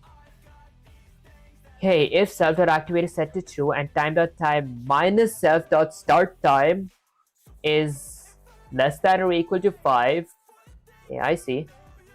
Alright, next up I'll need to create a class for my buff potion. This is going to be the potions that spawn on the screen, so I'll go with buff underscore or just buff potion. Okay, perfect. From my buff potion, I'll define a dungeon init constructor method. Okay, my buff potion will have a few parameters like x-axis underscore velocity.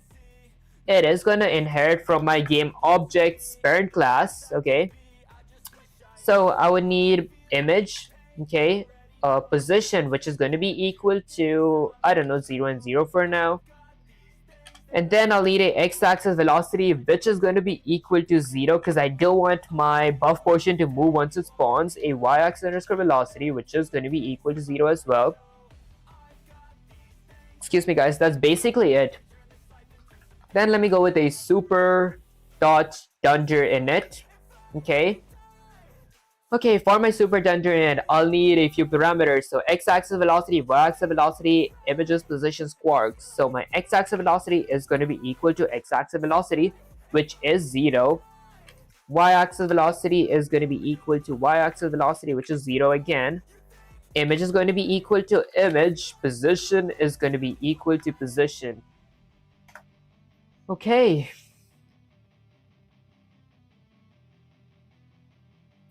Honestly, my position is a UI, so I feel like I wouldn't have to create a dungeon init for it. It's just like my drops class, right?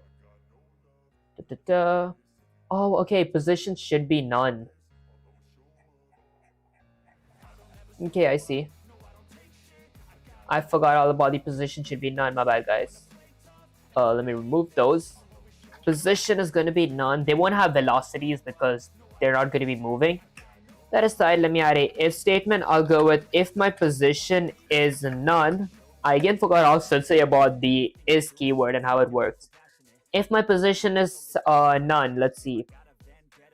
I'll reassign my position quark to be equal to a tuple random.randint. Okay, let's see. I'll go with 50 comma with my display's width minus 50. And then outside, I'll go to a new line and do the same thing for my y-axis. So random.randint. I'll go with something like 50 comma. This time, instead of using height, I'll use my floor.y-axis. The reason I'm using my floor.y-axis is because I don't want my coins to, or my potions to spawn under my floor where my player can't reach. So if I set it to floor.y-axis, it won't actually reach my floor, like go under my floor, if that made any sense. Okay, minus 50. Okay, that basically, okay, does that. Then a super dunder in it. Okay, for my image and position.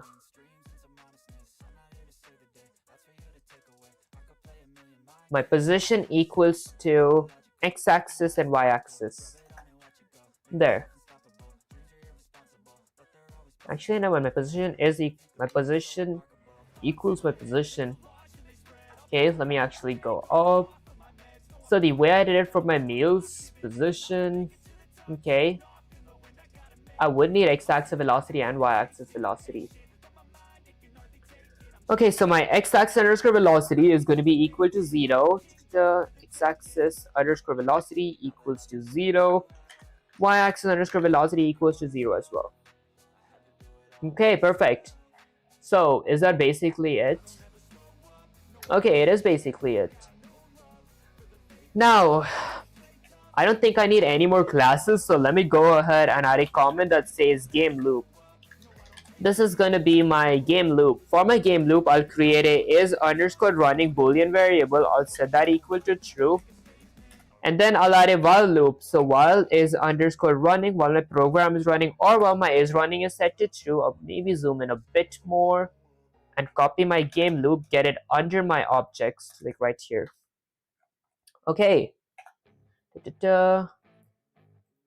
Okay, so while is running, I'll create a keys variable. I'll set that equal to pygame.key.get underscore pressed. There we go. Okay, and then let me go ahead and fill my screen. So I'll go with a screen.fill. I'll fill my screen. I'll set it to be a tuple, and then I will copy my RGB colors because I don't remember the RGB color for blue. Let me scroll all the way down. There we go. Let me copy that. Go here, paste my RGB color. That's going to be my screen. And then let me go ahead and add a collision logic. So I'll go with player and NPCs collision detection. Okay. There.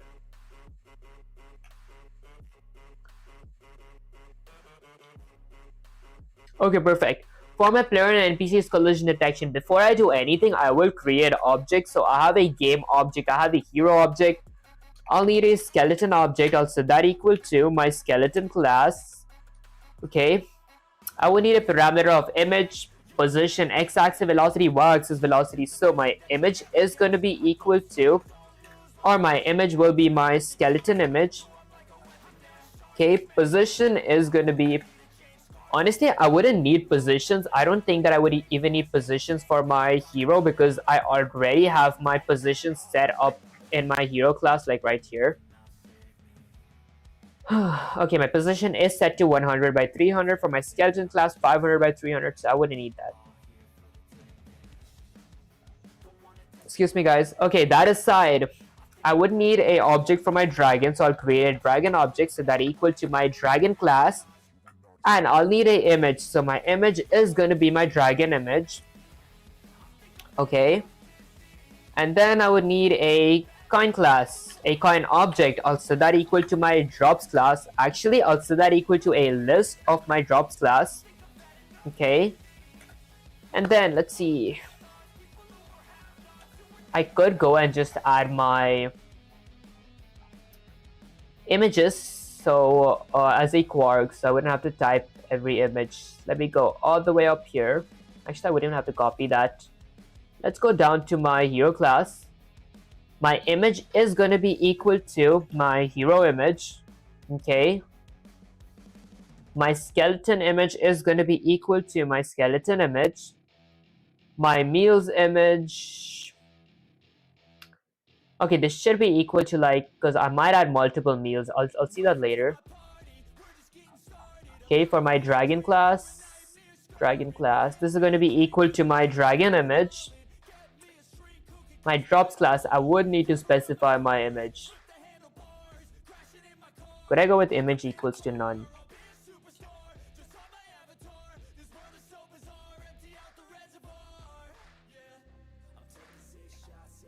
Okay, I guess I'll do that later when, like, I gotta add multiple drops. For now, I'll go with my gold coin image, or my coins image. There we go.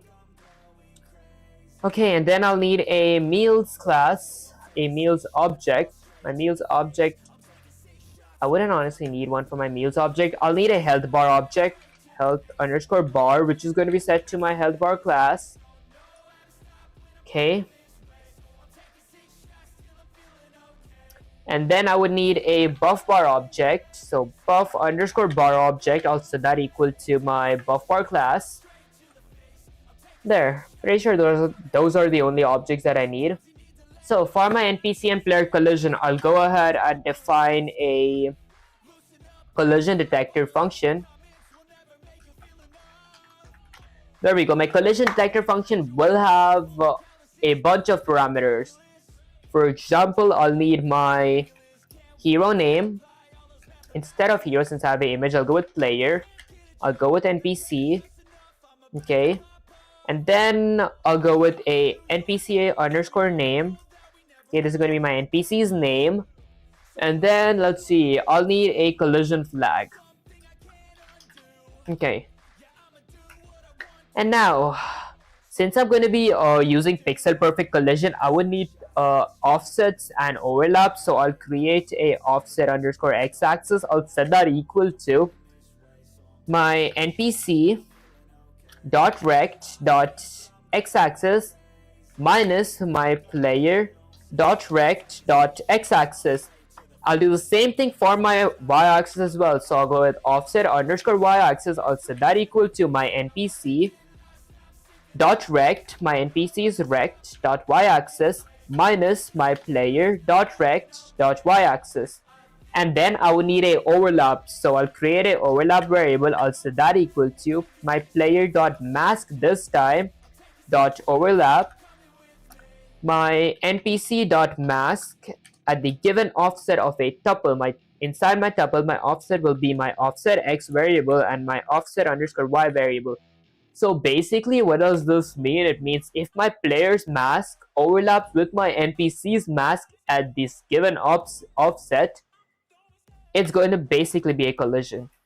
And then let me add a if statement. If overlap, if that is true, if my player's mask overlap with my enemy's mask, and if not, collision flag. If my collision flag is set to false. Right now, I didn't set it to false, but eventually, in a bit, you guys will understand what I mean by if not collision flag. I will print boom collided with a pair of quotes. Let me go with my enemy underscore name. Okay, and then I'll go with the F string. Okay, NPC name. Okay, there we go. And then I will return true because I did collide. Let me go with a else. Else I will return false. Okay. And now, the thing that I was talking about, the collision flag, basically the collision flag is going to be equal to my game dot, let's see, skeleton collision, my game object. Okay, that's my game object. My game object is all the way up here. My skeleton collision, which is set to false. I can have access to that as well. Let me actually copy that. Okay, delete that. Get that all the way down here so I can like see it properly. I don't gotta always scroll up. Okay, paste that here. Alright, so game 1, game lost. This is gonna be my collision flag. My game object, I should be able to access it. Maybe outside my function, I'll go with game dot skeleton collision. Is that how it works? Okay, if this doesn't work, I might have to ask Sensei for help.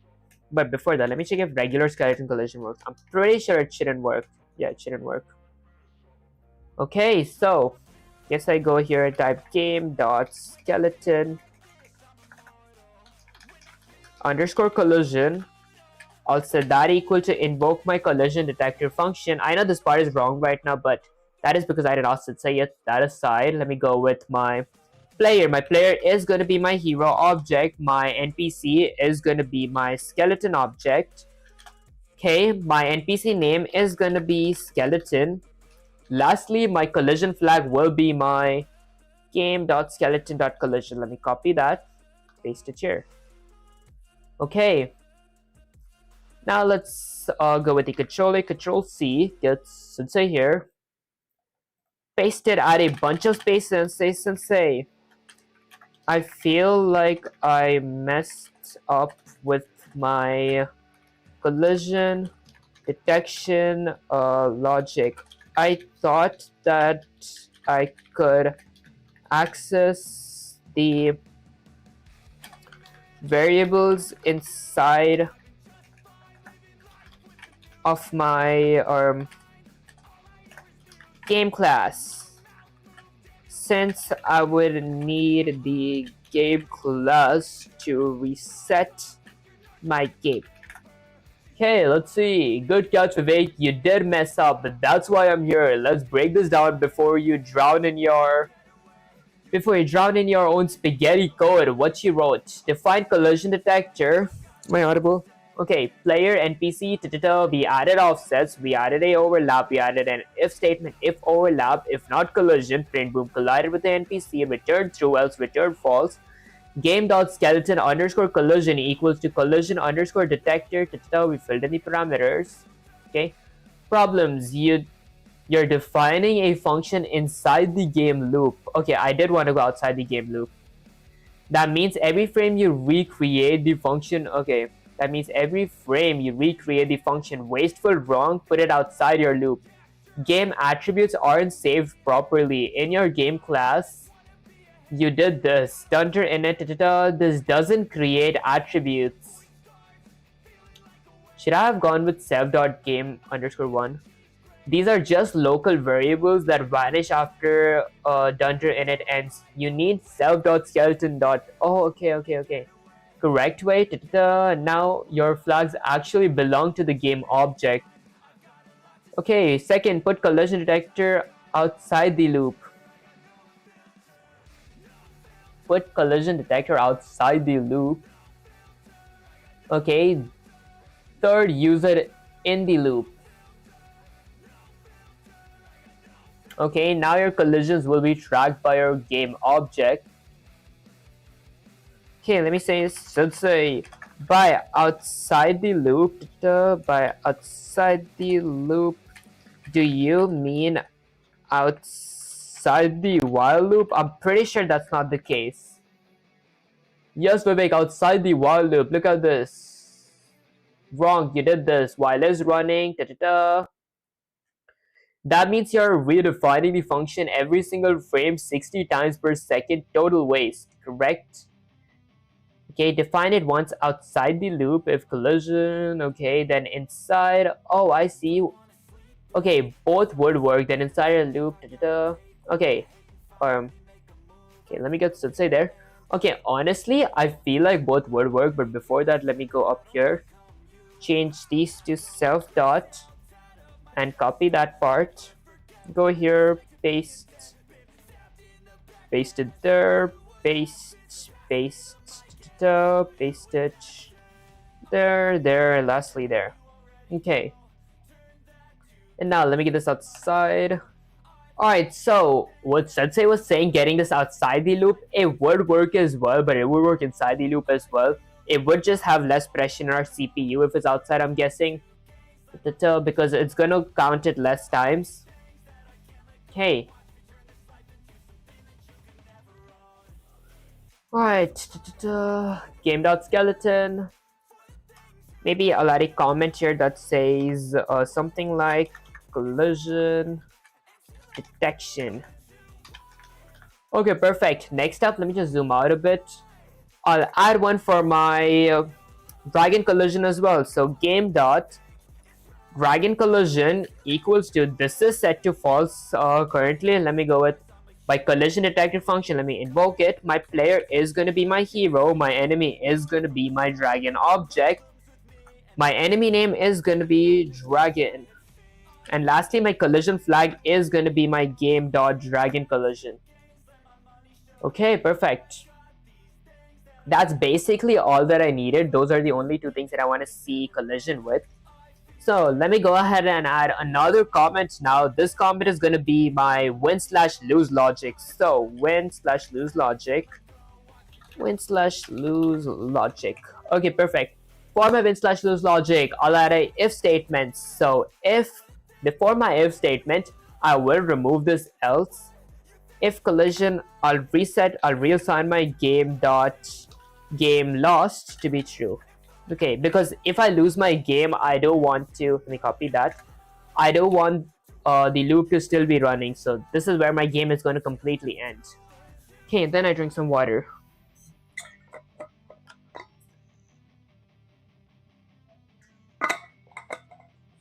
And guys, before I continue, I do need to use the restroom real quick. So like, give me a sec and I'll be right back.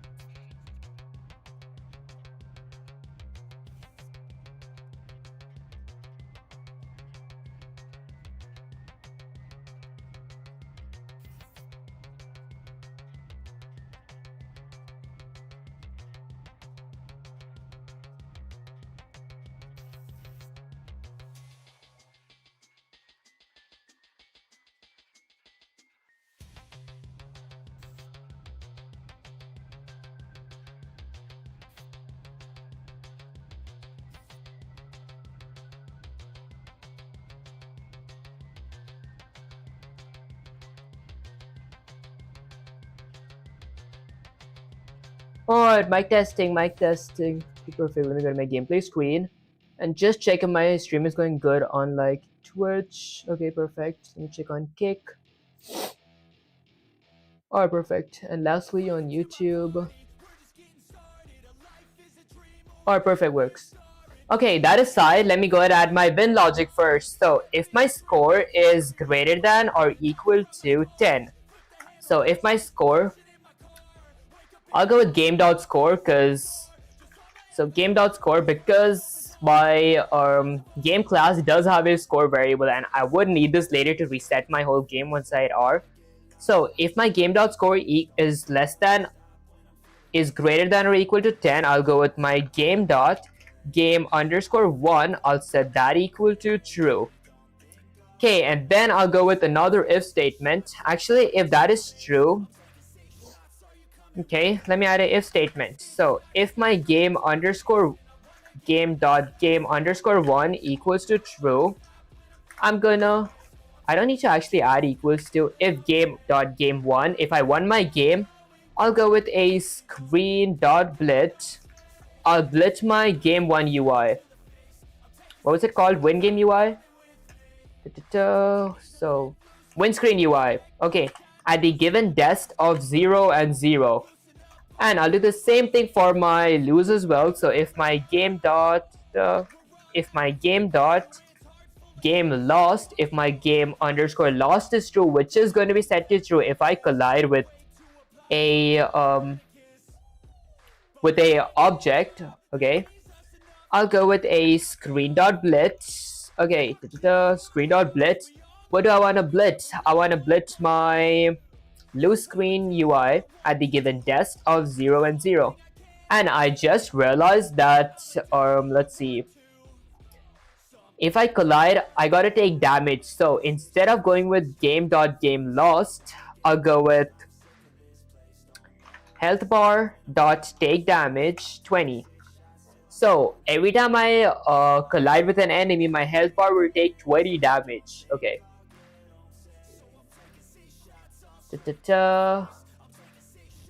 Let me go with an else return false. Else return false. Okay, the reason I went with this and I just didn't directly end the game is because if my player would collide with my NPC, the game would directly end.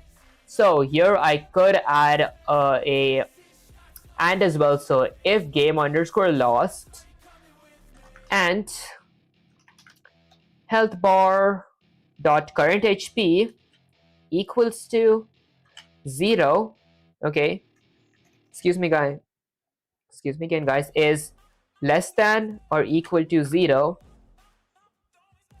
screen dot blitz this thing. Okay, perfect. Okay, game dot collide.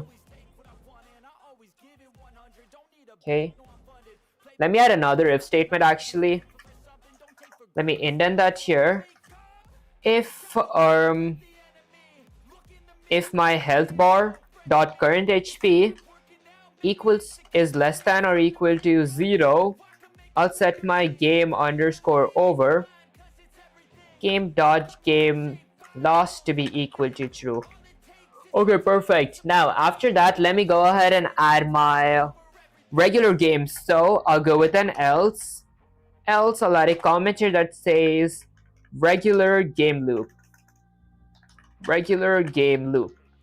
Okay, perfect. For my regular game loop, let me go ahead and add another comment that says game object details. This is where I'm going to add my game object details. So hero.move. Okay. And I will have a parameter of keys which is set to pygame.key.get underscore press. So my keys variable. And then I would need a hero.apply gravity. I want to apply gravity to my hero. I won't use the draw method here because I'll have a specific section for my draw method, which is going to be my graphics. Let me go with my skeleton object dot automate now. Okay, and then a dragon object, my dragon object dot automate. Okay, perfect. That's honestly basically all that I need. Let me go ahead and add my graphics now. For my graphics, I'll go with my hero.draw method. Okay.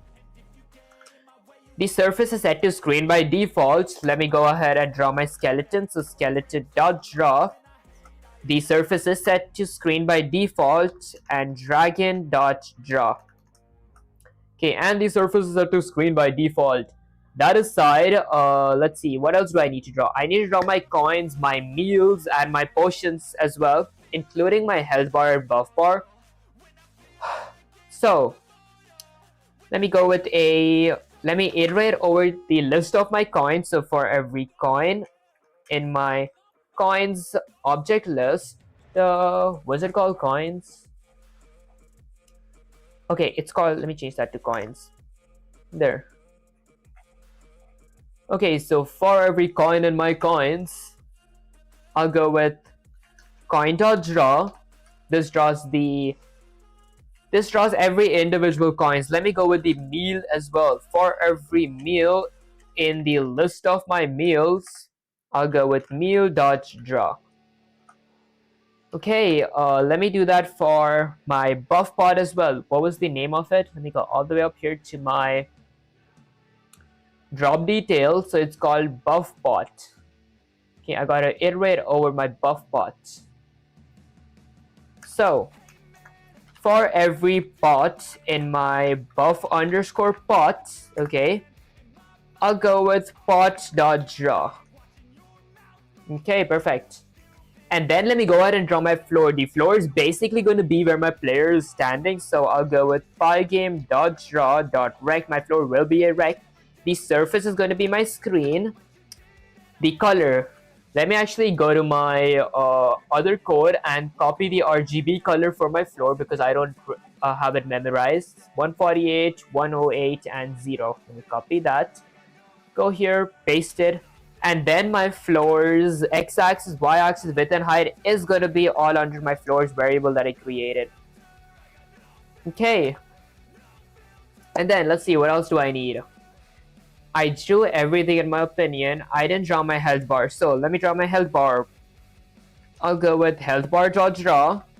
Okay. The surface is going to be my screen. And then I'll go with a buff bar. Buff bar draw. Okay, that's honestly everything that I had to draw. Let me go with a pygame.display.flip. This basically updates my display. Pygame.display.update would work the same as well. That aside, let me go with clock.tick, my clock variable.tick. FPS, this is basically going to be my FPS, and I'm pretty sure I didn't create a FPS controller here. So let me go ahead and create a clock variable. So that equal to pygame.time.capitalize clock, and maybe I'll add a comment that says FPS controller. Okay, now if I go all the way down, there we go. Then let me add a pygame.quit, and lastly a sys.exit. Okay, the game isn't completely done, but I do want to run and check everything. Type error, unsupported operand types, negative integer, line 151. Did I have a typo?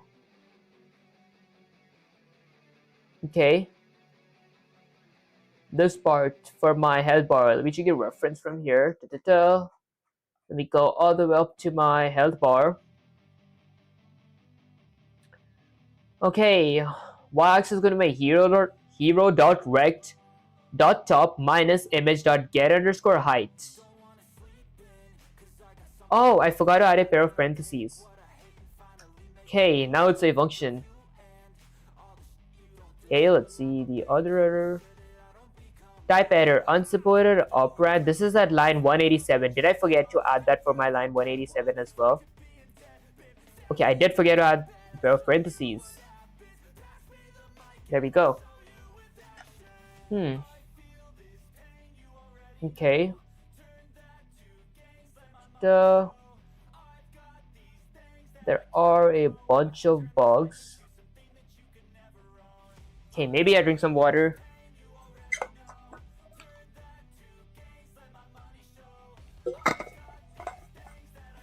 Okay, first up, let me go ahead and run the command and check if my player moves.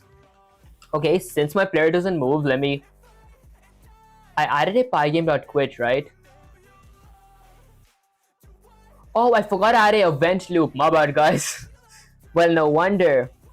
Okay, so is this indented inside of my, because that is indented inside of my else. Okay, so I go outside of my else and let me add a comment that says event loop. So event loop.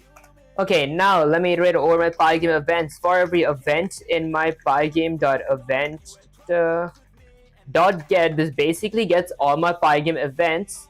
I'll look for a specific type of event.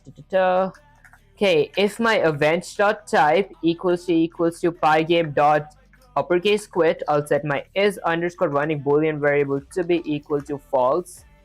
Okay, that should basically do it for this section. Now I can exit my game properly. Perfect.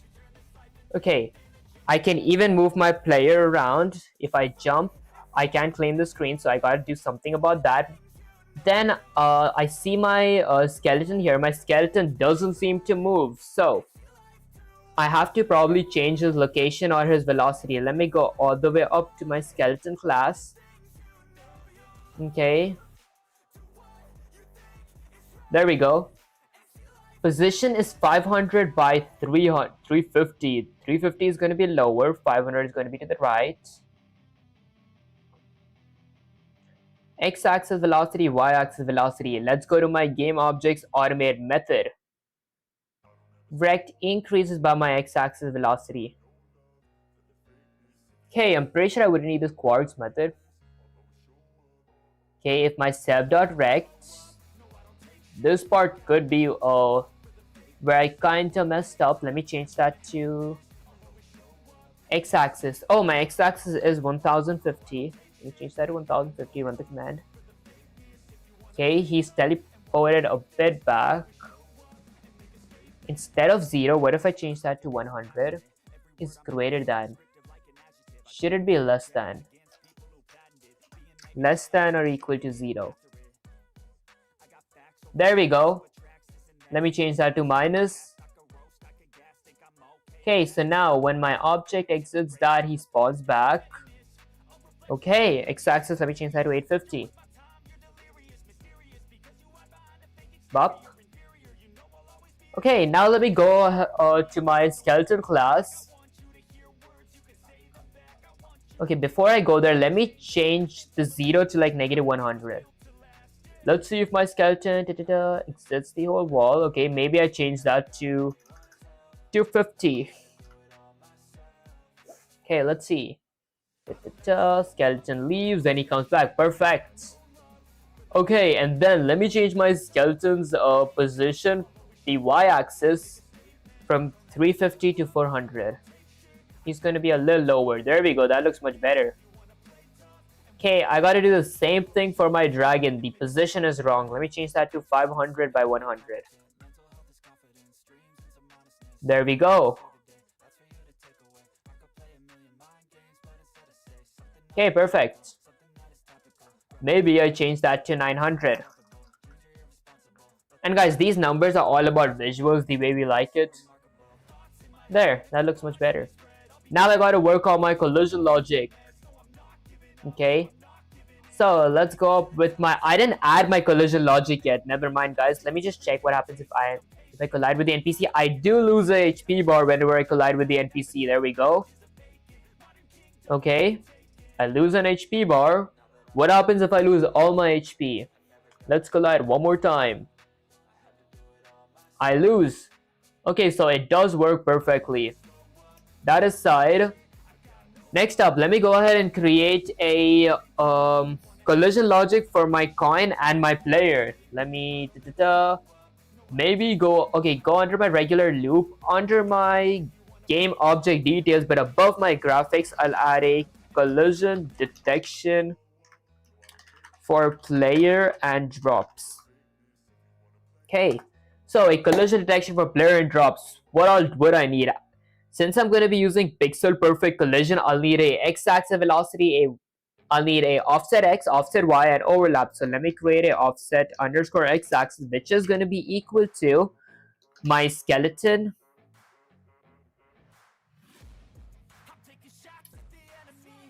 my coin. Let me iterate over my coins first. So for every coin in my coins, okay, for every coin in coins, now let me go ahead and drink some water. Guys, I need some water to process what's going on.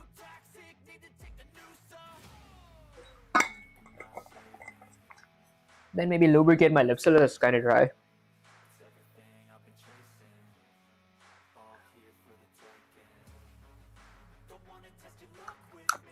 Okay, perfect. So for every coin in coins, let me add offset. So offset offset underscore x-axis is gonna be equal to, let's see, my coin dot rect dot x-axis minus my hero dot rect dot x-axis. The same with my offset y. So offset underscore y is gonna be equal to my coin dot rect dot y-axis minus my hero dot rect dot y-axis. And then I would need a overlap variable. So overlap equals to, let's see, my hero dot mask dot overlap. Okay, my hero dot mask overlap with my coin.mask at the given offset, which is going to be in a tuple of my offset underscore x-axis and offset underscore y-axis. What this basically means is if my hero's mask overlaps with my coin's mask at this given offset, a overlap happens. Now let me add a if statement. If my overlap did happen, I'm gonna do something. Let's see. I will go with for every coins in my coins at index of colon.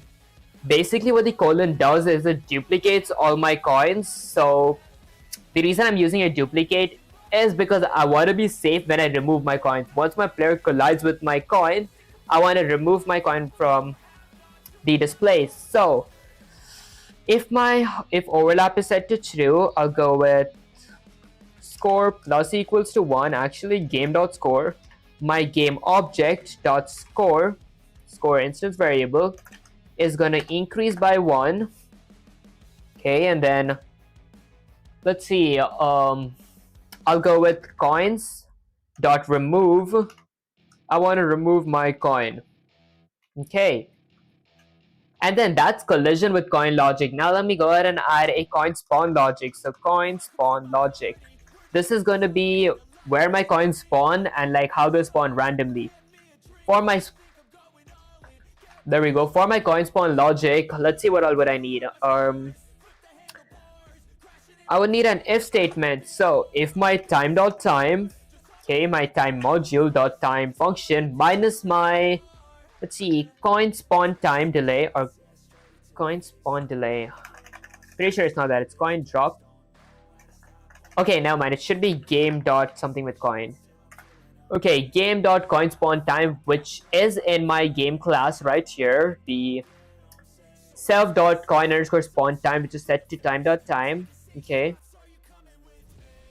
If that is less than or equal to my spawn time delay. Did that make sense? Wait, hold up. If my time.time minus game coin time is less than or equal to my spawn time delay, is less than or equal to, oh, I see. Okay, yeah, this is correct. I'll do something. I'll go with coins.append. I'll append my drops class. There we go. Okay, and then my drops class will need a parameter. What parameter did it need? My coins, right? So there, my coin image. Okay, I could go up here to my drops class. I'll set the image to be equal to my coin image. Okay, so that would reduce the amount of typing that I would have to do. Let me remove my coin image from here and remove my coin image from here. Okay, and then I will reset my game.coinspawn time to be equal to time.time. That's basically it. Okay, that's collision detection for player and drops. Let me run the command and check if that works. Oh my gosh, there are so many coins spawning. Hold up, guys. Let's see. Coin spawn delay is 3 seconds, right? Did I set it to 3 seconds? There, it is 3 seconds. Okay, what if I go with greater than? If it's greater than or equal to? Oh, there. If I touch the coin, it disappears. There, and the size of the coin, let me adjust that real quick. That coin is like way too big, so let me go all the way up here where I like loaded my images, and under my scale function, my coin underscore image, I'll add a comma. My default factor is 0.1, but I want my coin size to be 0.05. That's going to be a pretty decent size for my coins, right? Let me go here. Okay, now if I run the command, these coins are going to be relatively smaller, and I will do something about the buff bar as well, but okay, so I can collect the coins in the spawn in random directions, which is not my floor. Okay, let me drink some water.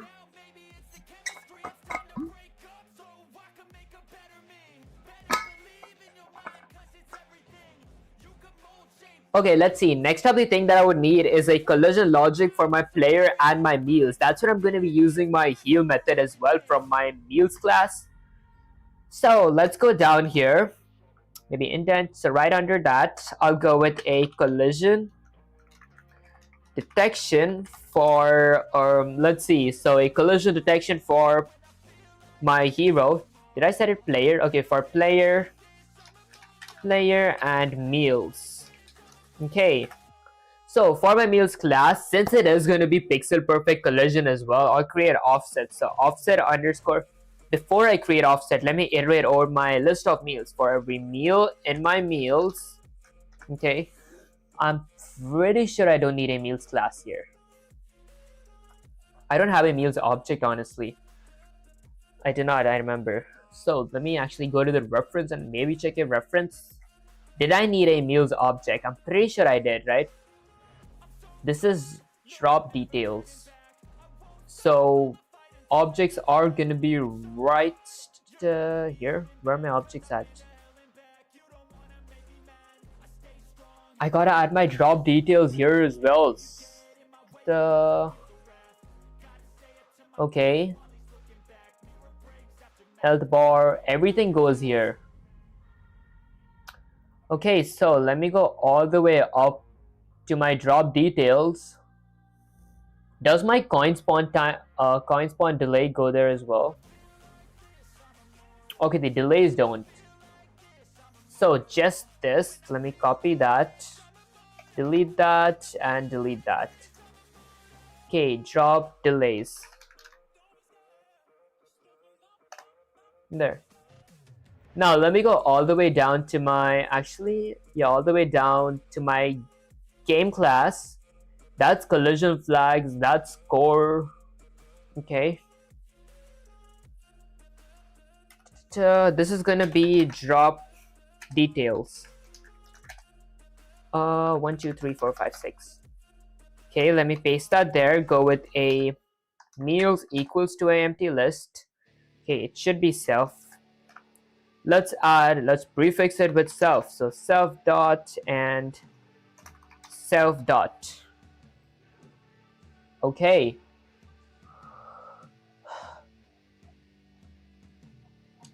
Although it's not a object, I didn't have an object there. Let's try it without it. In my game dot meals, okay, I'll go with meal dot draw.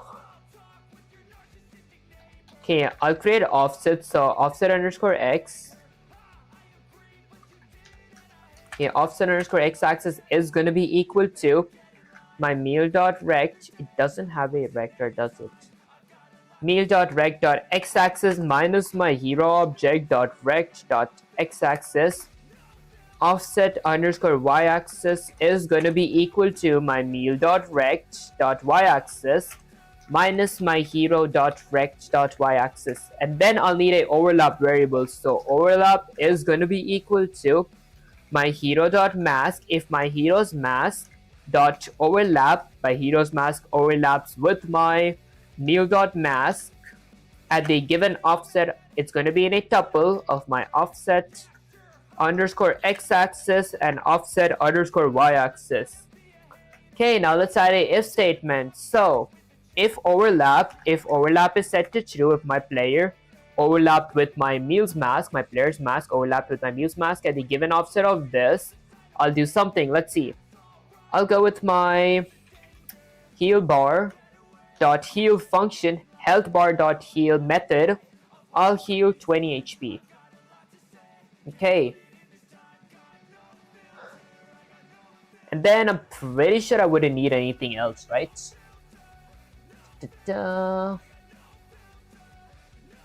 Was there like a collide button or something that I added? So let me go to my health bar class right here. Current HP, max HP, key. So there's a take damage, heal. Okay, so there's nothing. So this is basically it. Okay, let me go right here. Alright, so that's basically it for my collision with meal. Let me run the command. Before that, did I draw? This should be game.meal. Game.meals. That should be game.buffbot. Okay. Although my meals is empty right now, so there won't be anything showing on the screen. Like I wouldn't be showing anything on the screen. My meals class dot draw. Okay, let's go with my meat equals to my meals class. My meat object goes inside my meals class. I need a image. I can add a default image. Actually, no, I might add an image manually, so I'll go with my meat image. What was my meat image called? Was it called meal underscore image? Let me go up. Okay, I gotta load my meal image, so I'll go with meat underscore image. I'll set that equal to pygame.image.load. I'll give the file path. So my file path for my meat image is going to be game items followed by 2 forward slashes followed by drops, 2 more forward slashes. It should be meals, honestly. Meals. And what's it called? Meat PNG. Since it is a PNG, I will convert it to alpha. Okay, perfect. Now let's scale it. Let me go here and add my meat underscore image. I'll reassign that to be equal to invoke my scale function. I wanna scale my meat image at the given factor of 0.05, just the same as my coin image. Okay, perfect. Now let's go down all the way until my objects. The image is going to be my meat underscore image. Okay. Now for my graphics, which is right here. Alright, for my graphics, instead of this, let me just delete that. I'll just go with a meat.draw. There we go. That's gonna draw my meat on the screen. If I run the command, a random meat is gonna spawn every 8 seconds, and I can't take that meat because there's like this wall here and I'm almost dead. Oh my gosh. I gotta survive. Okay, I have 2 health left. 8 seconds for another meat to spawn. Did I add the meat spawn logic? Okay, it's been way more than 8 seconds, right? Okay, it has been way more than 8 seconds. So, oh, I didn't add a meat spawn logic yet. No wonder. Okay, let me go ahead and add a comment that says meat spawn logic. There we go. For my meat spawn logic, I'll go with an if statement. If time.time minus my, let's see, game.meat spawn time or meal spawn time. Okay, game.meat spawn time is greater than or equal to coin spawn delay. Okay, I'll go with coins.append. I'll append my meals class.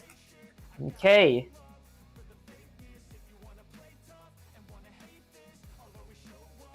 Coins.append my meals class. Meal.append. So meals.append my meals class. Was it called meal or meat? Pretty sure it was meat. Guys, my memory is kind of bad. What was it called?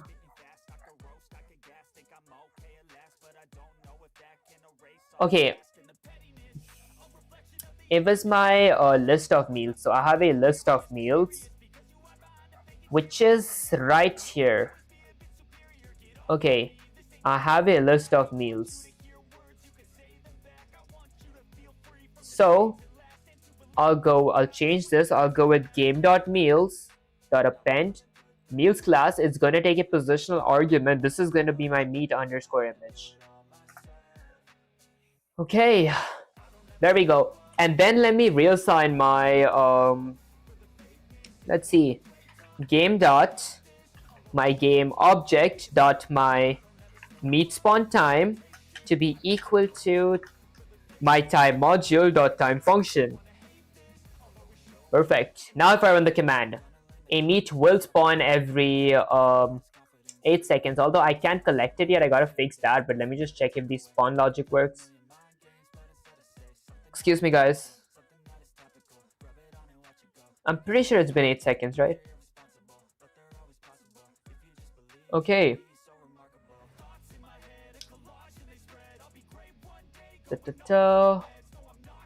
Okay, For my disappearing logic, I didn't add the what happens. So if overlaps. So if overlaps, I heal my health. I go with coin start remove. Okay, so meal dot remove. Meals dot remove. I want to remove my meal. Case. This is gonna be game dot meals dot remove. Okay, let's see if I can like remove it. Am I like messing up somewhere? Let me actually take a look at the reference. Okay, so that's collision detection for NPCs. That's my one/choose logic. Okay, I gotta add an else, false. That's for coins. Collision detection for meals. For every meal in my game.meals, I forgot to add a. I forgot to duplicate it. That might be the reason. I added offsets. Okay, I did everything correct. Most likely that. Oh, I actually think I know where I messed up. Okay, never mind. Colon. There we go. And let me add a game.scored equals to true. Else game.scored equals to false. The reason I added games.scored equals true, else false, is because if I didn't have this statement, my game.scored is always going to be true, so my coins are going to infinitely increase. I don't think it's going to infinitely increase. I'm pretty sure that I won't be able to collect any more coins. That aside, let me test it now. Up, can I take it? I still can't take it. Okay. I'm pretty sure my collision logic is correct. There is definitely a silly mistake. Overlap my meal dot mask. Okay. Actually, let me ask Sensei. I'll just go with Control A, Control C. Let's get Sensei here. Paste it, add a bunch of spaces and say, Sensei, I feel like I messed up with my meal logic. I see the meat on the screen, but I can't collect it. ... Okay, Vivek, stop half-assing this and focus. I can already see exactly what's broken with your meal collision logic. You're creating a single meat object at the start and trying to draw it separately, but your collision logic only works at game.meals, which is initially empty. Okay, that's why you see the meat but can't pick it up. Meat equals to meals at index. Okay, meat equals to my meals class. Okay, this one. Collision detection for player and meals for every meal and game.meals.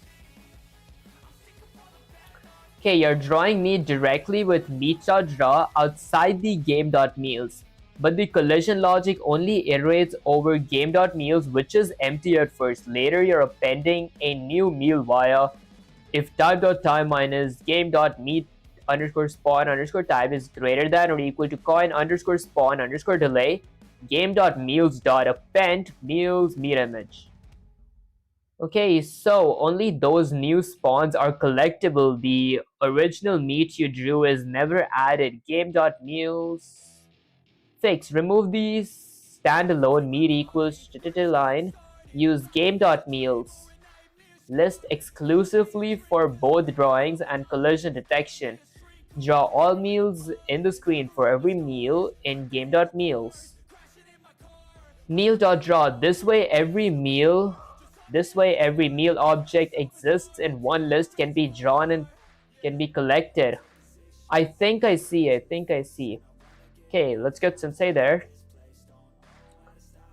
Okay, so basically what it meant was I gotta remove my meat and buff bar as well, because okay, then I scroll down until I draw. So I gotta iterate over my meals, the list of my meals, and here I appended everything to my meals list. Where's it gone? Okay, I appended everything to my meals list. Oh, I do see the link. That does make sense. So here, instead of going with meat.draw, I'll iterate over my meats. So for every meat in my meals list, actually my game.meals, my game object.meals, okay, I'll go with meat.draw. Okay. And let me delete the buff bar for now as well. Okay, now if I run the command. Okay. Every 8 seconds, a meal spawns. Will I recover? Okay, it does heal me. Perfect. Alright, so the meal logic works now. So the only thing that I was doing wrong was I created a separate object for my meat, even though I had a list of my meals, of my meat, and that I appended my meals class with the meat image inside of my meals list, if that made any sense. That aside, let me go ahead and add a collision detection for my pod as well, for my buff pod. So I'll go with a comment that says collision detection for buff, potion, and player. I think player and buff potion would sound much better, so player and buff potion. Then let me drink some water.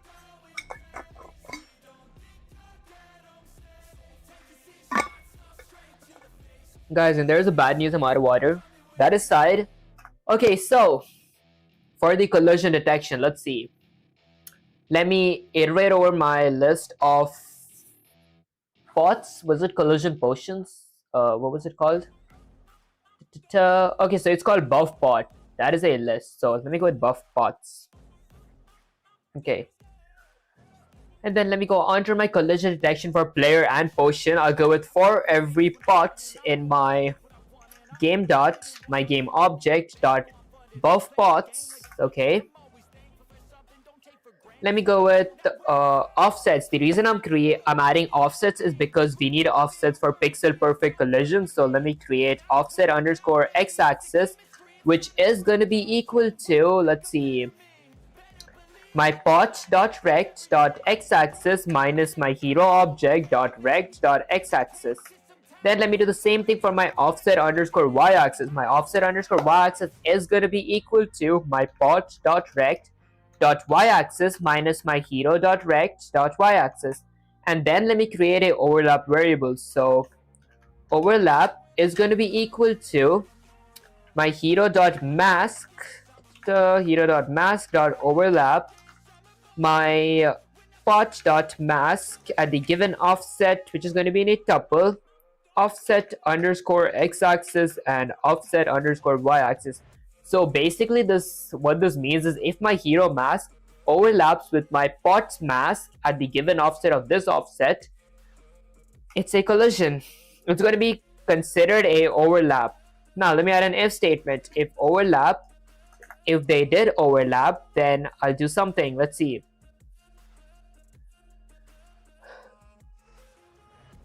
Let me go with pot.remove. Actually, let me add index of colon because I want to duplicate my pots. So I'll go with game.buffpots.remove. I want to remove my pot. Okay. Alright, perfect. Next up, let's see, what else do I need? Now let me add a spawn logic. So, spawn logic for pots. And guys, if you guys don't know the meaning of pots, pots is like the short form of potions. Okay, that aside, let me add an if statement. If time.time, okay, minus my, let's see, my game object dot pot spawn time. Okay, buff pot spawn time is greater than or equal to my buff pot delay, my buff pot spawn delay.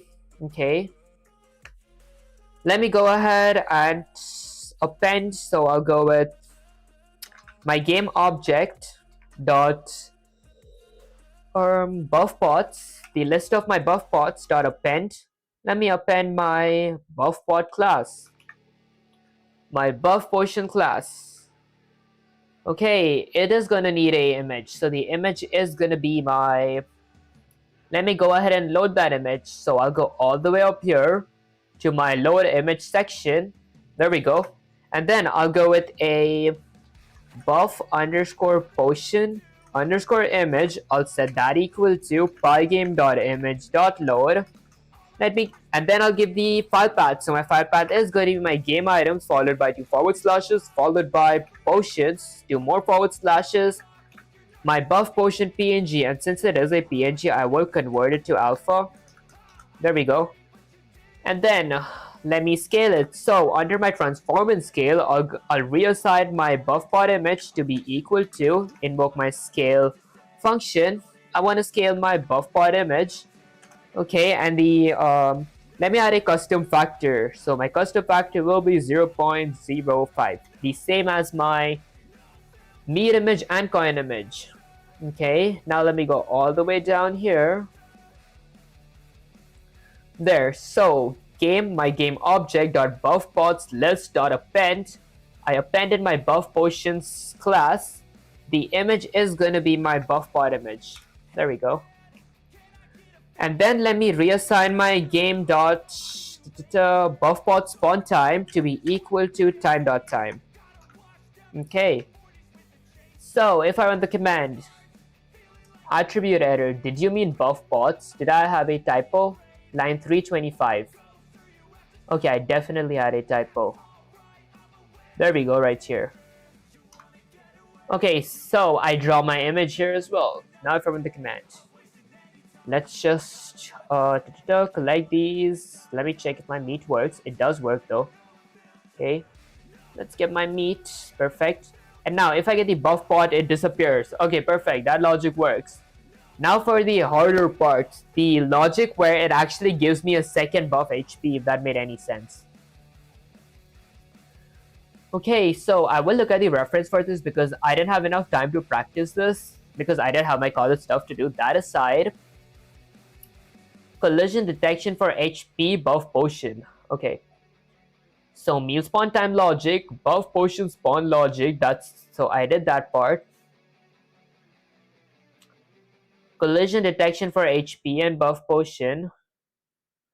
Okay, so for every potion in my game.potions, okay, so my buff underscore pots at index of colon, I added offsets. After my overlap, I gotta go with my buff bar dot activate buff 100 and game dot potions dot remove pot. So I did everything correct. I just forgot to activate it. So before I remove it, let me go with game dot buff pots dot let's go with activate. What was my method called? Let me go all the way up to my buff potions.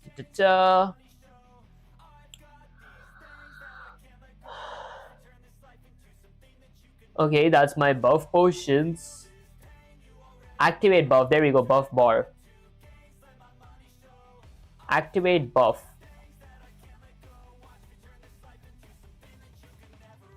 Okay, so let me go down here. Excuse me guys. Okay, so I'm pretty sure this shouldn't be a game dot. Do I have a object for my buff bar class? Okay, let me go with buff underscore bar equals to my buff bar class. Okay, there we go. Max buff is set to 100 by default. Now let me go down here. Okay, under my if overlap, I'll go with buff bar object dot activate buff. The HP is going to be 100, the amount. And then after I draw my pots, I need to add a update. So I'll go with a buff bar dot update. Should it be indented? I don't know. Let's see. Okay, so let me wait for the buff. Maybe I get this meat.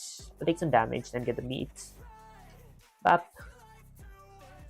There we go. Okay, I took that, it didn't activate it, so pretty sure this goes back here. Buff bar.update. And let me just change my time to be 1 second for my buff spawn time. Go all the way up here. There we go. Instead of 10 seconds, I'll change that to 1 second. So every second a buff potion spawns. Okay, let's see where my update goes. Let me take a look at the reference code. For potion and potion. Okay, game.buffbar.update. Game.buffbar.draw hero. Okay, I missed this part. This is going to be game.buffbar. Why does it say game.buffbar? Are all my objects inside of my game class here? Self.hero. Okay, they are. All my objects is inside my game class. That might be where I'm messing up. Okay, so let me copy all my objects, delete them. Okay, then paste it here. Maybe add 1 2 3 4 5. There we go, 6. Okay, now I'll prefix everything with a self parameter to it. Self dot. Okay, and then go here with a self dot skeleton, self dot dragon, self dot coins, self dot health bar, lastly self dot buff bar. Okay, perfect. I just realized something real bad, guys. I gotta type game dot now for almost everything. Okay, my game object. My game object should be outside, so let me delete that. Let me go here. Go up there and go with game object equals to my game class, which has all these other classes. So game dot. Okay, game dot. Game dot. Let me prefix almost everything with game. Okay. Actually, if I like zoom out, that's gonna be much easier. So game dot hero, game dot hero, game dot then a game dot. Okay. Then a game dot dragon, a game dot coin, game dot coin, a game dot hero, game dot hero. Okay, maybe add a dot there. Okay, 22 more errors. Game dot coins, 20 more errors, 90 more errors. Game dot. Okay, game dot. Then a game dot hero here as well. Game dot hero. Okay, 15 more errors, guys. A game dot health bar. Game dot hero. Okay, 13 more. Game dot 12 more. Maybe go up. Game dot buff bar.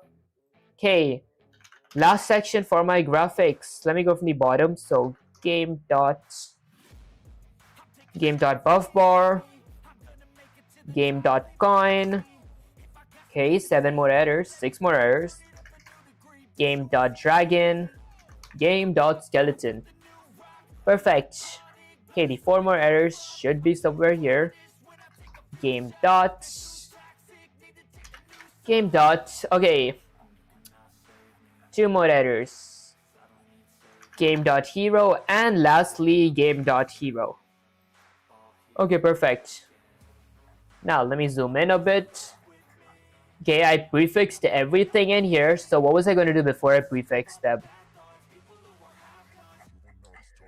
Okay, I got to draw them, right? So in the graphics category, I got to update my this thing. Okay, so for every bot in my game dot buff spot, I do that, and then I update my game buff bar. Then I go with game dot buff bar dot draw method. Okay, the surface is gonna be my draw. Okay, the surface will be my hero dot rect. game.hero.rect. Okay, now if I were to run the command, attribute error pygame.rect.rect had no object. Okay, I did a typo in line 190. 190 should be right here. There we go. Okay, game.hero.rect. Okay, attribute error pygame.rect.rect has no attribute blit. Surface.blit. I blit my image. Has no attribute blit. Screen.blit, surface.blit. Spelled it correct. Okay, should it be something like a game dot, because my image is in my my buff bar is inside of my game class. Honestly, let me actually go with Control C. It should say here. Paste this, add a bunch of spaces, maybe cancel that. Say, I got a attribute error on line 190. It says that pygame.rect.rect has no attribute of what was the attribute, guys? I forgot. It has no attribute of blit. Okay, let's see. Vivek, I told you to pay attention. That error is screaming at you. Pygame.rect does not have a blit method, only surface. Objects can be drawn with blit. I think I know what this means. Okay, look at this line. Game.buffbar.draw. You passed game.hero.rect to the draw method inside buffbar.draw. It does surface.blit image xy. Here surface must be pygame.surface like screen. You gave it a rect, not a surface. That's why Python exploded. In that case, did I have to like do something like, let me go all the way down here. Dot draw. The pod.draw, the surface is going to be my screen, the rect is going to be my hero.rect, game.hero.rect. Attribute error line 190. Did add that here as well. Let's go to 190. Surface.blid image. My image, I need a surface parameter and a hero_rect parameter. Surface is my screen. Surface.blit. Let me think this really carefully. So surface is screen, so screen.blit. I want to blit my image. Position. Hero.rect. So it did add surface up here. Screen, hero.rect. Okay, I guess let's see what Sensei's got to say. Let's see. Okay, change the draw to use the screen. So just screen. Also, you need to pass hero.rect because the draw method already you don't need to pass hero.rect because the draw method already references game.hero.rect internally. Oh, I see. Okay, so let me remove that. Let me go to line 190 real quick because I want to check something. Okay, so where does it reference the hero's rect? So it is referenced as none. Okay. What happens if I run the command? Line 119, draw, attribute error. Object has no attribute blit.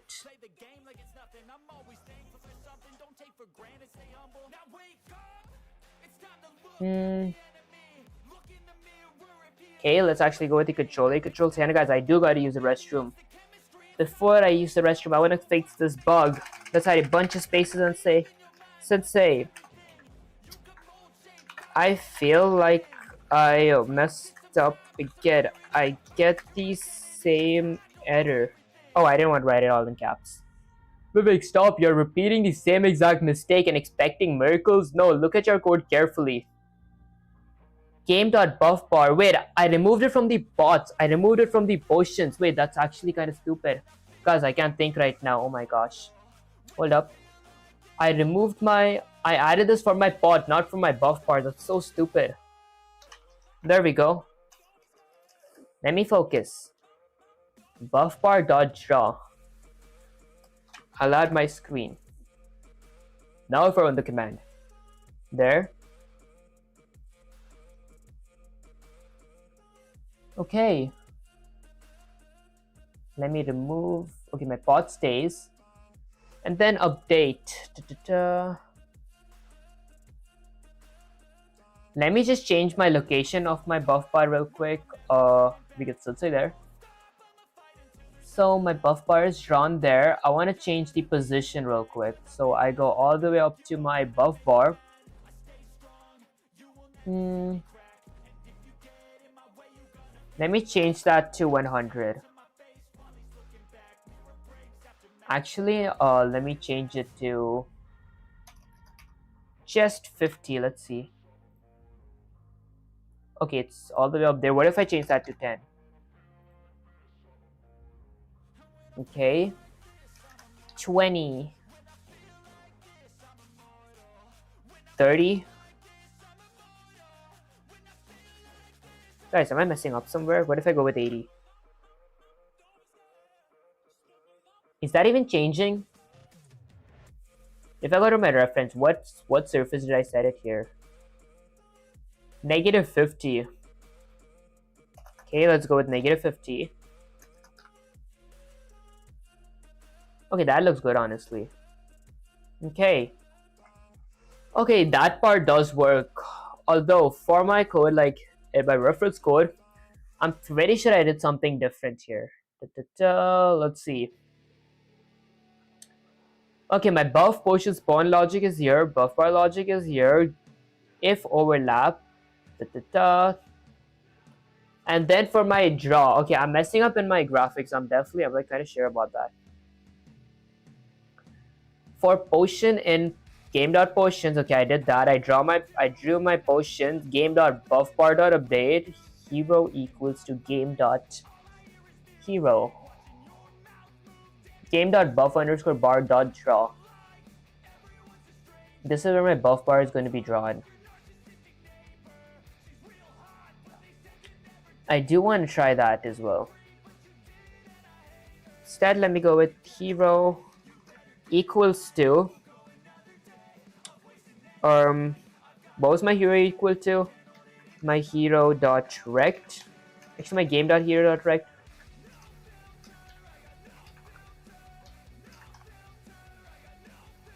Was it set to that?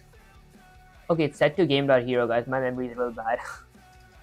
Okay, so it's set to game.hero. Although that is already set there, right?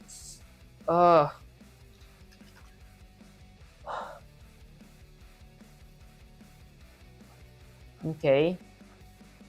Alright, let me go with a control C again. Let me copy that, get Sensei back here.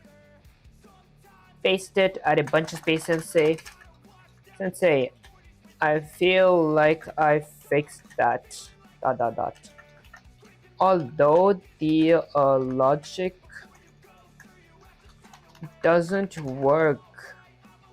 Although I think that the logic doesn't work because ... Let's see. Why doesn't the logic work? Because the health bar, because the buff bar spawns when I start the game, and actually spawn sounds like a bad word. Appears. Okay, the buff bar appears when I start the game, and it doesn't get to 100 HP when I pick a pot, when I collect a pot. Okay, I want it to only spawn when I collect a potion, and it should just last for 5 seconds and take damage instead of my HP bar for those 5 seconds. There. Oh, finally you're learning, but your brain still has a spaghetti in it. Listen carefully, Vivek, because this is exactly where your logic is falling. Right now, your buff bar does this.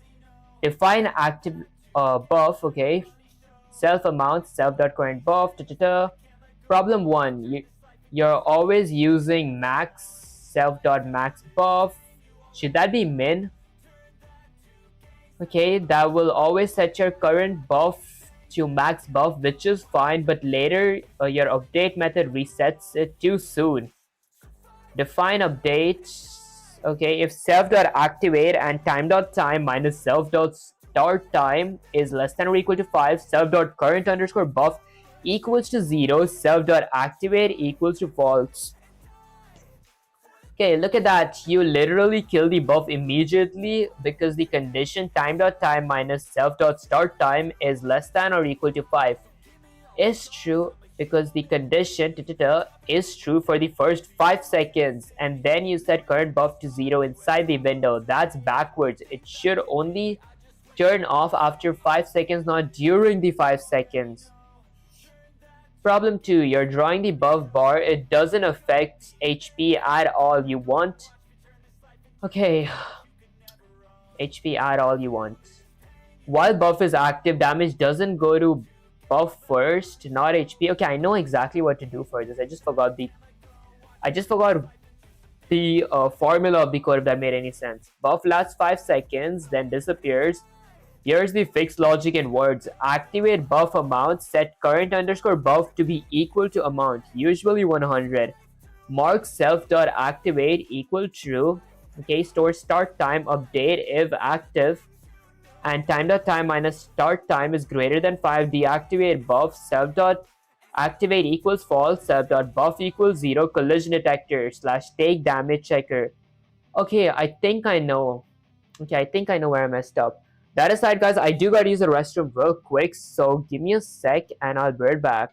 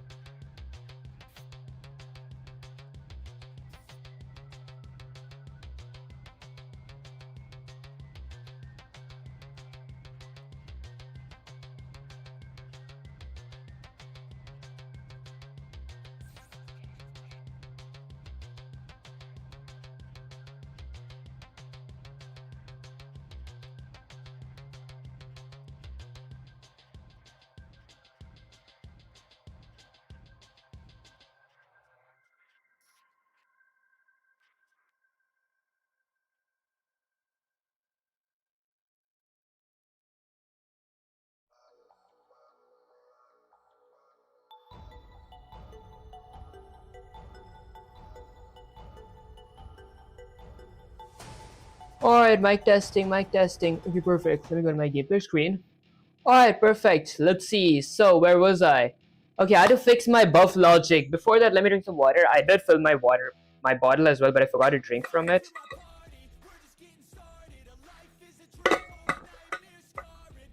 Okay, so I was messing on my buff logic, right? So let me go all the way up here. Excuse me, guys. Okay, so here's the fix in words. Activate buff amount. So let me go to my buff bar logic. So right here, my activate buff amount. Set current buff to be equal to amount. So right here, set current buff equal to amount. Usually 100. Mark self. So current buff equals to max buff, which is set to 100. Okay, mark self dot activate true. Honestly, let me check the reference as well, because I think it might be more clear here. Okay, so this is my buff bar. That is set to 0 though. Activate buff is set to true here. It's set to true as well. Okay, let me change that to 0 real quick. Get say here. Say I didn't understand this part. Add a bunch of spaces. Copy that. Paste it here. Okay, didn't understand that part. Oh, finally some clarity needed. I see. Listen closely, Vivek, because this is the part where your brain needs a wake up slap. Right now your function looks like this. Define activate buff. We have a self parameter and a amount parameter. Self.current underscore buff equals to max. Max is self dot okay. The problem is that max self dot max buff, self dot current buff plus amount always sets buff to max. Okay. Even if you already have some, that's messy and confusing. What you actually want is simple. Pick up the potion, set the buff to full. That means current underscore buff equals to 100 or whatever full value you want. You don't need max here. It's just assign. Okay, just assign it directly. Mark that buff is active. Okay. Okay, number 2. Mark that the buff is active. Okay, that is what self.activate equals to does. The game now knows the buff exists and should absorb damage. Store when you picked it up. Okay. I see. In short, current underscore buff equals to 100. Yes, I'm fully charged now. Self.activate equals to true. Game, pay attention. I have a buff. Self.start underscore time equals to time.time. Start counting 5 seconds only. So when the game updates, every frame it will check. Excuse me, guys. If self.activate, this says if the buff is active and 5 seconds pass, turn it off.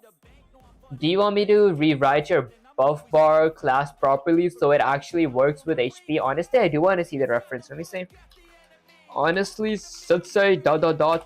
I do actually want to see the reference code to see how it works. Okay, let's see. Oh, finally, I knew you'd ask. Alright, wake up that coding brain, because we're going to fix this buff system properly so it actually protects you for 5 seconds instead of acting weird. Here's the corrected buff bar and related logic.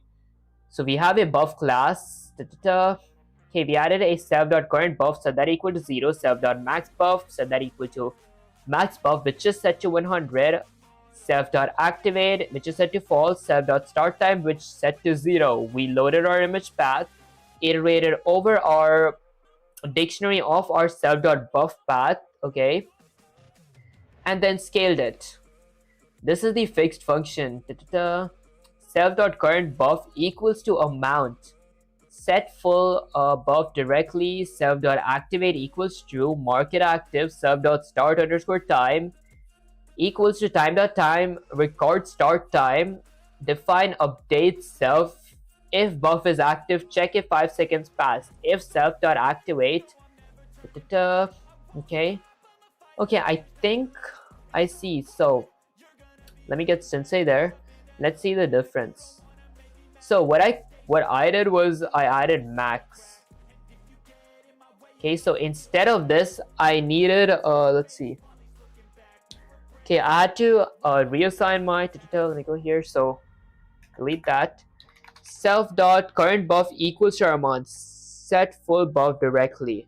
Okay, let's see if it works. Self dot current buff equals to self dot amount. Or is it? Okay, it's our amount parameter. Never mind, my bad, guys. And then is self dot activate, which is set to true. Mark it as active. Okay. Self dot activate equals to true. And then we needed self dot start time equals time dot time. Record start time. Okay. Self dot start time equals to time dot time. All right. This records our time, and then for our update it says if buff is active, check if 5 seconds have passed. So if self dot active, oh, that actually does make sense. So if self dot activate, my bad, guys. If my buff is activated, okay, then if time dot time minus self dot start time is greater than 5, okay, I mean, honestly, this does the same stuff. So like if self dot activate, if my activate is set to true and this condition is set to true, so I think this would work as well. Let me just copy that, go with shift tab to like de-indent it, and then draw druid key differences. Okay, now let me get Sensei back here. Let's read the key differences. Key differences: activate buff amount. Now just needs the buff directly, no weird max nonsense. Update: check the timer and turns off the buff after 5 seconds. During those 5 seconds, you can modify your collision detector to use buff instead of HP. For example, in your collision detector function, define collision, collision detection for my, this is for my player and NPC. If overlap, boom, collided. If game buff dot activate, okay, if my game buff is activated as well, print buff protected you, game dot buff bar dot current buff equals 0. Optional reduce buff on hit. Okay, else okay, I see. Game dot health bar dot take damage. Okay, game lost. Okay, I see. So let me actually get Sensei there real quick.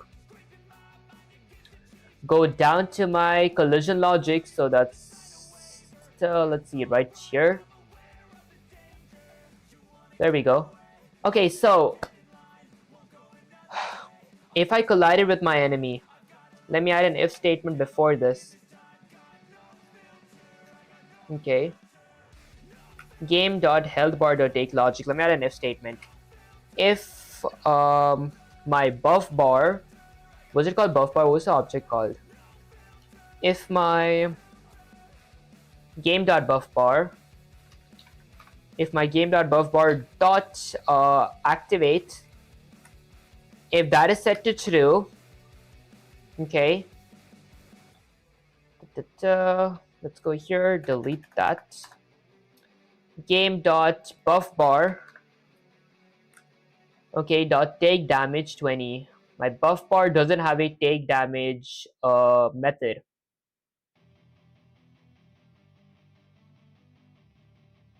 Okay, let's see what Sensei said.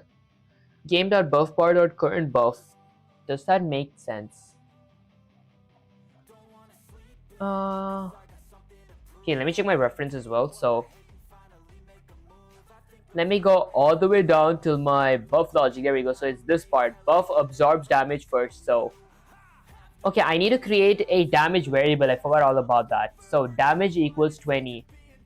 Buff absorbs damage first if game dot buff bar dot current buff is greater than 0. So if I have a buff bar, and if buff bar dot current underscore buff is greater than or equal to my damage, okay, game dot buff bar dot current buff minus equals damage.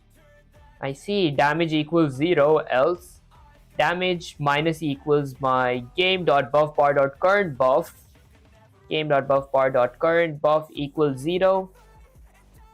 Okay, if damage is greater than 0, damage dot health bar dot take damage. Okay, I think I see what's happening. Okay, so if my game.buffbar.currentBuff, if my current buff is greater than 0, and then if my buffbar.currentBuff, okay, buffbar.currentBuff is greater than or equal to damage. If my buffbar has more health than my damage, then game.buffbar, my current buff, which is basically my health bar, that takes damage, and then I set damage to be equal to 0. I see. Let me delete that. Delete those. Okay, let's see. So if my game.buffbar.currentBuff, if it's greater than my damage, so I gotta create a damage variable as well. I'll go with damage equals to 0, 20. Okay, if it's greater than or equal to my damage variable, 0. Okay, if it's greater than 0, and then if my game.buffbar.currentBuff, if my current buff is greater than or equal to my damage, then I subtract my game.buffbar.currentBuff, my current buff, by my damage, and then I set my damage to be equal to 0, else, okay, else what do I do? Let's see. Else if my damage is, okay, it shouldn't be an else, it should be an if. If my damage is greater than 0, game.healthbar.take damage. Okay, let me add an if statement. Okay, if my damage variable is greater than 0, okay, then my game.healthbar object dot take damage method 20. Actually, damage variable, which is set to 20. Okay, apparently this should work, right? Game.healthbar.current HP. What happens if I run the command now?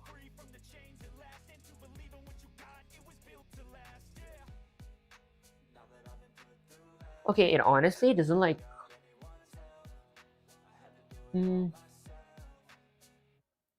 So this is the collision logic. Okay, I need an else here. Else damage minus equals to. Okay, else damage decreases by my damage variable decreases by my game.buffbar.currentBuff. Game.buffbar.currentBuff equals 0. Okay, so that should be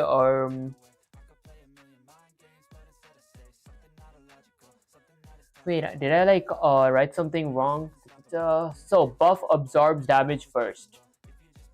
If game.buffbar, let me actually get this to the other display so I can like actually see the reference. Okay, so first I set my damage to 20. Then just for clarity, let me add buffbar absorbs damage. Okay, so buffbar absorbs damage if my game.buffbar.current_buff is greater than 0. Cool, how can I contact you? Honestly, you can like join the Discord server, link is in the description and the pinned comments, and you could like mention me on the general chat or the Python chat. Like, I would recommend mentioning me on the Python chat if it's Python related. Else you guys could mention me on the general chat, and I might respond a little late because I have like my college stuff to do as well. But I will definitely try responding as fast as possible. That aside, let me go here. Okay, let's see. If game.buffbar.currentBuff is greater than 0, and if game.buffbar.current_buff, okay, and then I need a else. Else damage minus equals to my game.buffbar, okay, dot current buff, Okay, and then game dot buff bar dot current buff equals 0. Okay, game dot buff bar object dot current buff equals to 0. Huh. Alright, and then I think I gotta change something for my graphics as well, right? So let me scroll all the way down to graphics. Okay. Honestly, for my graphics, I did need to add my score, so let me add my score logic first. I could add that like right here. So let me go ahead and create a score underscore text. Score underscore text variable. So that equals to my game dot score underscore font. I'll add that up here. So let me go all the way here. Maybe delete that extra space. Go here, add a comment that says score. I'll go with score underscore text underscore font. My score text font is going to be equal to pygame.font.capitalize font. My font type is going to be none. That's basically Pygame's default font. And the size is going to be something like 36. Okay, perfect. Now let me go all the way down here. Score text equals to score text font dot the render function. Let me render a text. I'll render a f string score colon a pair of curly parentheses my score variable, my game dot score variable. Okay, and then for my italicized, if that's how I pronounce it, guys, I'll set that equal to true and then a tuple of 0 0 0. That's my color. Okay, and then I'll go with a screen.blit. Screen.blit. I want to blit my score text at the given dest of 10 and 10. Okay, now if I run the command, we'll see like a score here. Wait, score is set to false right now. Wasn't my score set to 0? Still, let me go all the way up here. Score set to 0. Scored is set to false. Did I type scored here instead of score? Game.score. Okay. Score text. Score text. My score should be let's see what happens if I collect a coin. I feel like I messed up from I messed up with something. Let's see what. Okay, let me actually get my reference here too. Okay, let's see. So for my graphics, my score graphics, score text, I did the exact same thing. Did I have a score variable inside of my game class? Score is set to 0. I didn't have a scored variable here. So where was my scored variable? Is it up here? Drop details. There. So I have a score variable up here as well. This is my... Oh, I see. Okay. So basically the mistake that I did was even though I do have my class here, my game class here for like resetting all my variables at the end, I would still need the variables outside my class to like access them. Let me actually go up here. Okay, so classes like score that changes. Okay, yes, I will remember that next time, guys. Let me go under my score section, go with a score variable. I'll set that equal to 0. Score text font and a scored variable, I'll set that equal to false. Okay, and then I'll go to my coins class, my player and coin collision. Okay, so if I collided, this collision detection a bit lower. There we go. Collision detection for player and drops. My drop is my coin. Scored equals to true. Score equals to 1. Let me change that to just score. Change that to scored. There we go.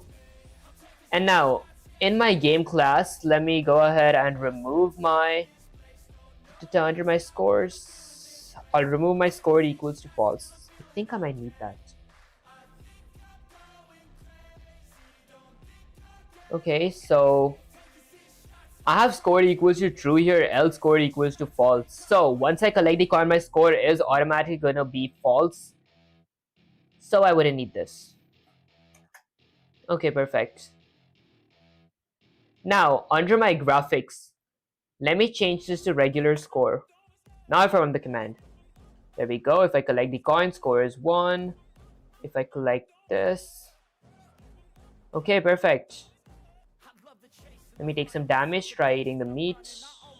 Hold up. Up. Okay, meat does heal me. That aside, what else was I gonna do? My buff potion. So let me check the reference for my buff potion spawn time. I mean not spawn time, like my buff potion logic. Okay, let me drink some water actually.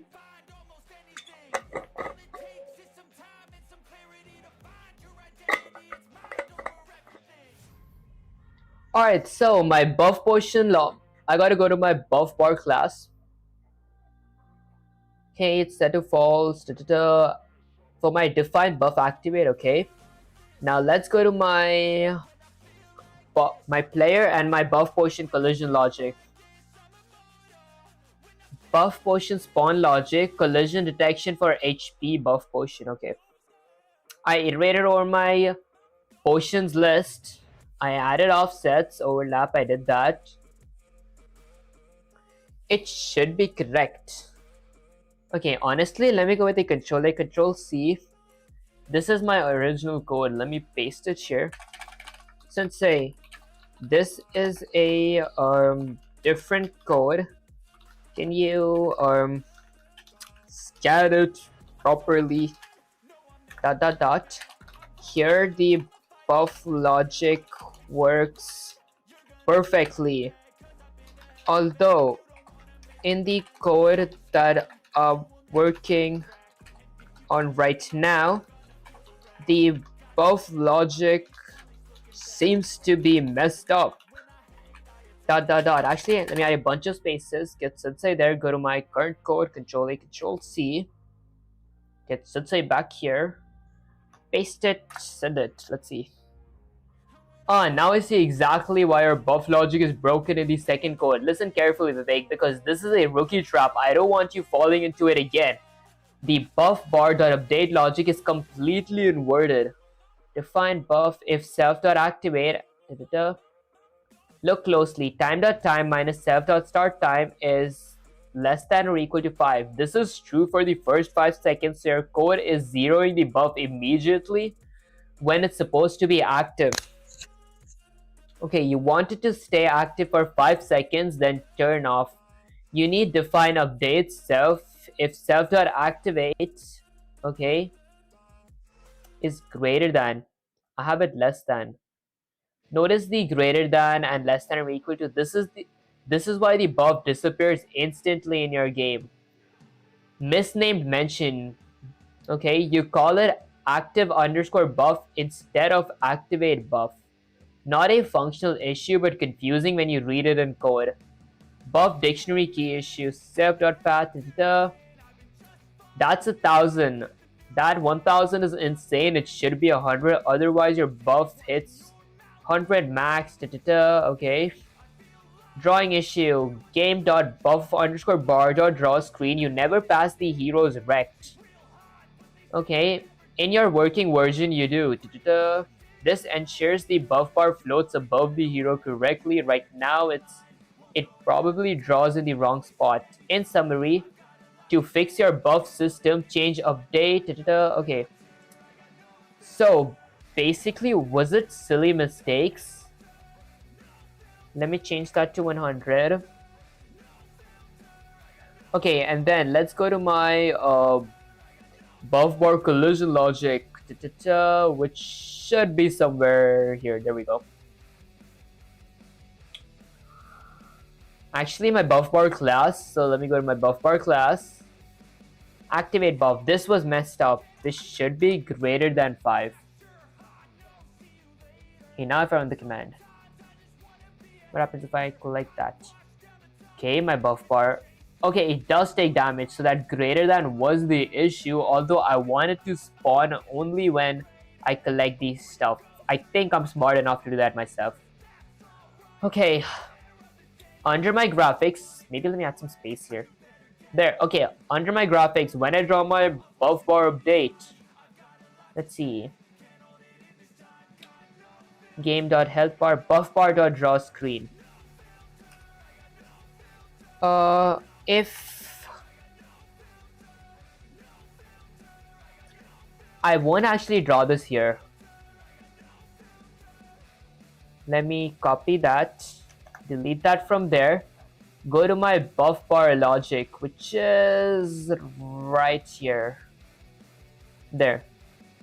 If overlap, only when they overlap I want it to spawn, so might go with this. Okay. Pretty sure buff bar to draw should come before the update. Control Z. Paste it there. Okay, let's see if this works.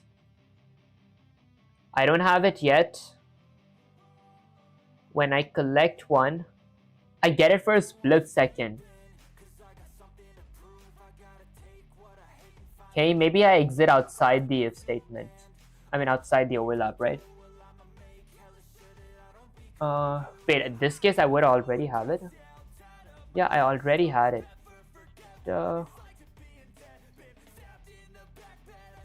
Does it disappear in 5 seconds? It does.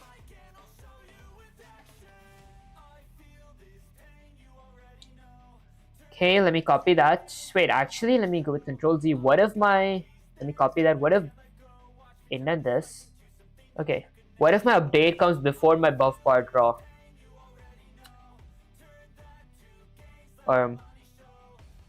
Okay, it spawns for a split second. Okay, let's copy that. Huh. Okay, I'll paste it here. Actually, what if I indent it inside of my for loop? So whenever I draw my pot, wait, actually that wouldn't make any sense. Pretty sure that doesn't make any sense. That just basically means whenever my pot spawns. Go there, there. Okay, so it always spawns. Okay, let's see. I should add a if statement, right? So if overlap. Okay, let's add an if statement. So I think it's linked to the buff bar collision, the activate buff bar stuff. Okay, I think your buff bar absorbs damage.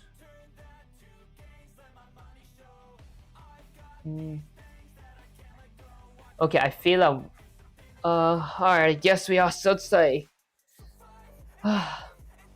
Okay, let me paste out a budget space Sensei. Sensei, it works. Although I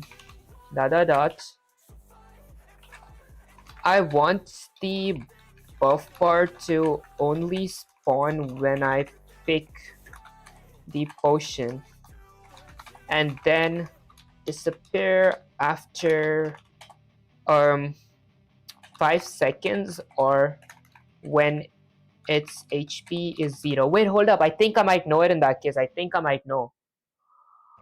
I think I know.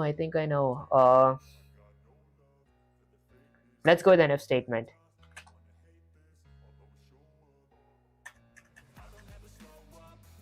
If my buff bar's HP is 0, I don't want it to draw.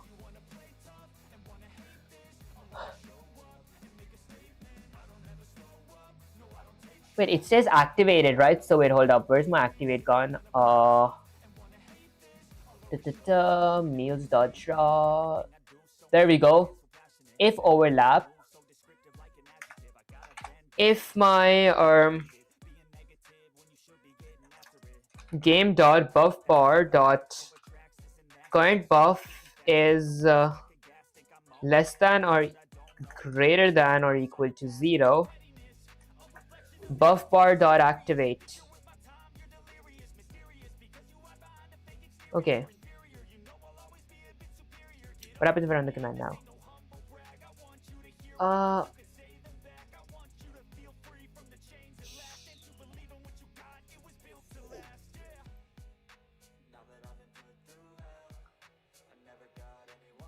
I don't want to draw it if my buff bar's current buff is 0. Okay, so if it's greater than or if it's less than or equal to 0, let me actually go with Shift Tab, copy that, delete that from there. Buff bar.activate. Oh, I might use a not in that case. Let me paste this. If not, no wait, not wouldn't make sense. It's not a Boolean value. Let me go here. Is greater than. Oh wait, hold up.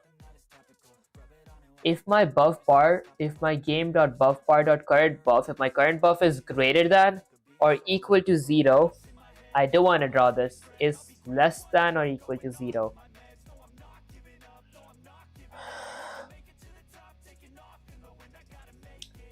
Okay, if my buff bar.current buff is greater than or equal to 0, I do this.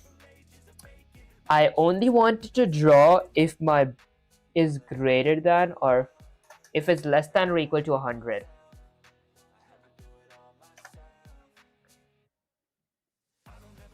$200 or greater than or equal to 0. There we go. Okay. Wait, hold up. If my game.buffbar.current buff is less than or equal to 100, or my game.buffbar.current buff is greater than or equal to 0, that's when I want to draw.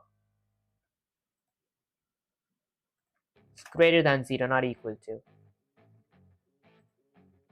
I guess we have to also say, I guess I'll go with Control A, Control C. Get Sudsei here. Go with Control A, Control V. Say Sudsei ... The code works, but I only want the buff bar to show when I pick the potion.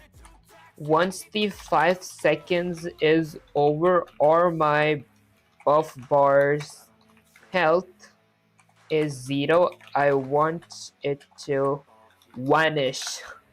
Let's see. I see exactly what you did wrong, Vivek. Listen carefully, because I'm not going to yell twice. Your buff bar is always being drawn because of this line in your game loop. If game.buffbar.current buff, do you see it? That condition always evaluates of true. Always evaluates to true. Why? Because any number is either less than or equal to 100 or greater than or equal to 0. Literally everything passes this check. That's why your buff bar never disappears. You want the buff bar only visible when it's active. You already have self.activate in your buff bar class. That's exactly for this purpose. Okay, here's how you should do it. Let me lubricate my lips real quick, guys.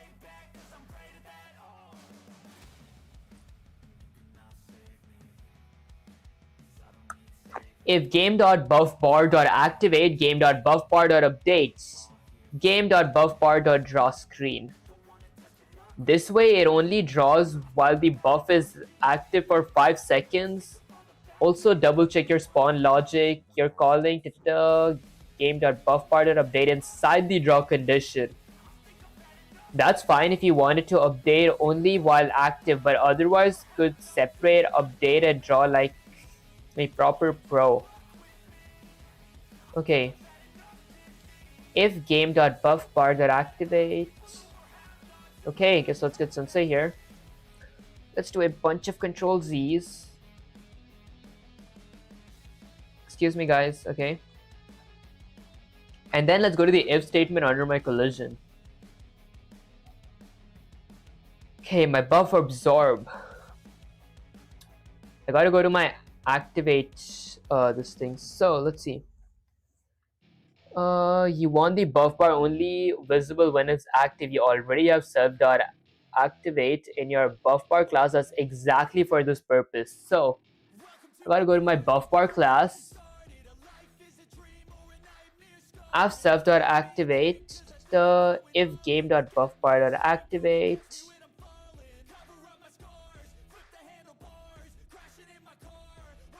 Huh. Okay, let me copy that. Should say I feel like I didn't understand that dot dot dot. Oh, Vivek, you almost gave up before even understanding it? That's not how we do it. Sit tight, I'm breaking this down slowly and carefully so it sticks this time. Look at this piece from your code. If game.buffbar.current buff is greater than, okay, step by step. Game.buffbar, okay, I understood that part. That's just the graphics part. That's why your buff bar is always being drawn even when it should vanish. Okay, this is almost always true. Okay, why? Because your buff is never above 100. Game.buffbar.current buff is greater than 0. This is true when your buff bar has some value. You used OR between them. OR means if either one is true. Okay, the whole condition is true. That's why your buff bar is always being drawn even when it should vanish. What do you actually want? Draw the buff bar only if it's active, and guess what? You already have a flag for that. Okay, what do you actually want? Draw the buff bar only if it's active. Okay, self.activate equals true. You picked up a potion. Self.activate equals false. 5 seconds. So all you need is if game.buffbar.active, only true when potion is active. Boom, that's it. No weird ors. Okay, I think I see this time. Vivek, I don't want to hear you say I didn't understand. Again, you understand this. It's just a tiny logic mistake. If you want, we can fix the whole. Okay, let me get some say there. So that should be under my potion logic, right? So where's my potion logic? Potions.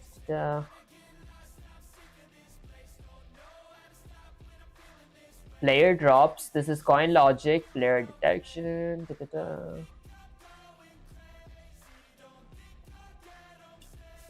Okay, there. Activate buff. So if overlap. So do I need like an if statement here? If game.buffbar.activate. If that is set to true, activate.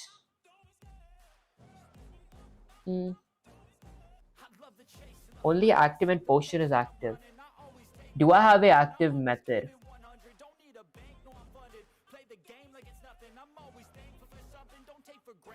Okay, buffbar.active is set to true.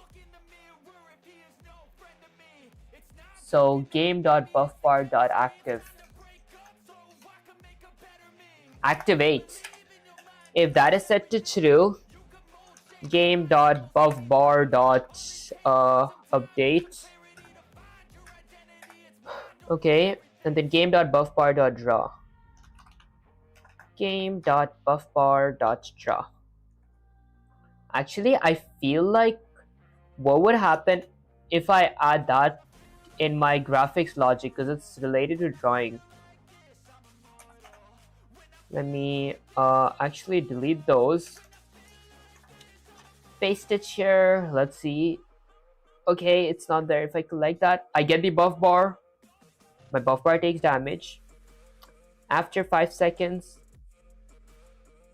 it disappears.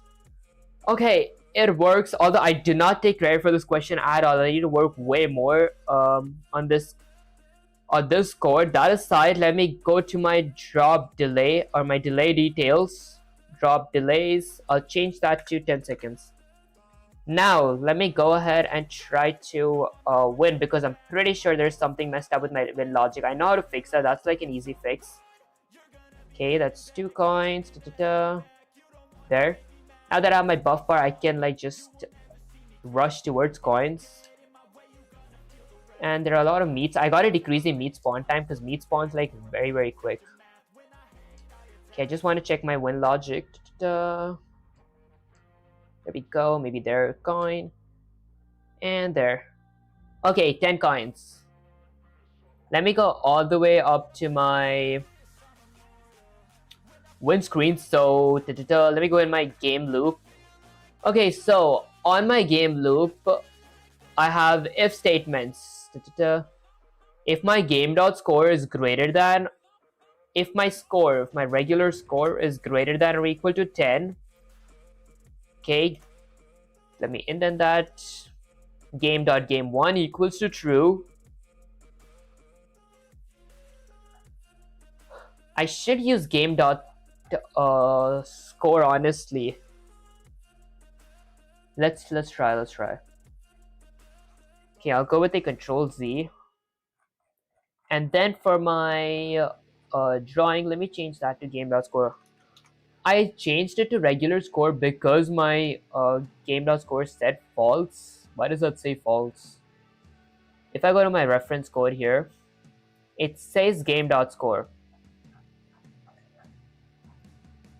Game.scored plus equals to 1. That is if we collide. So let me go to my collision logic for my score, my coin collision logic. Okay, coins collision logic. That's with drops. Okay, coin collision spawn. There we go. No wonder it says. Let me go with game dot score plus equals to 1 and scored equals to true. Okay, let's go with game dot scored. And then here I'll add a game dot score as well. So game dot score.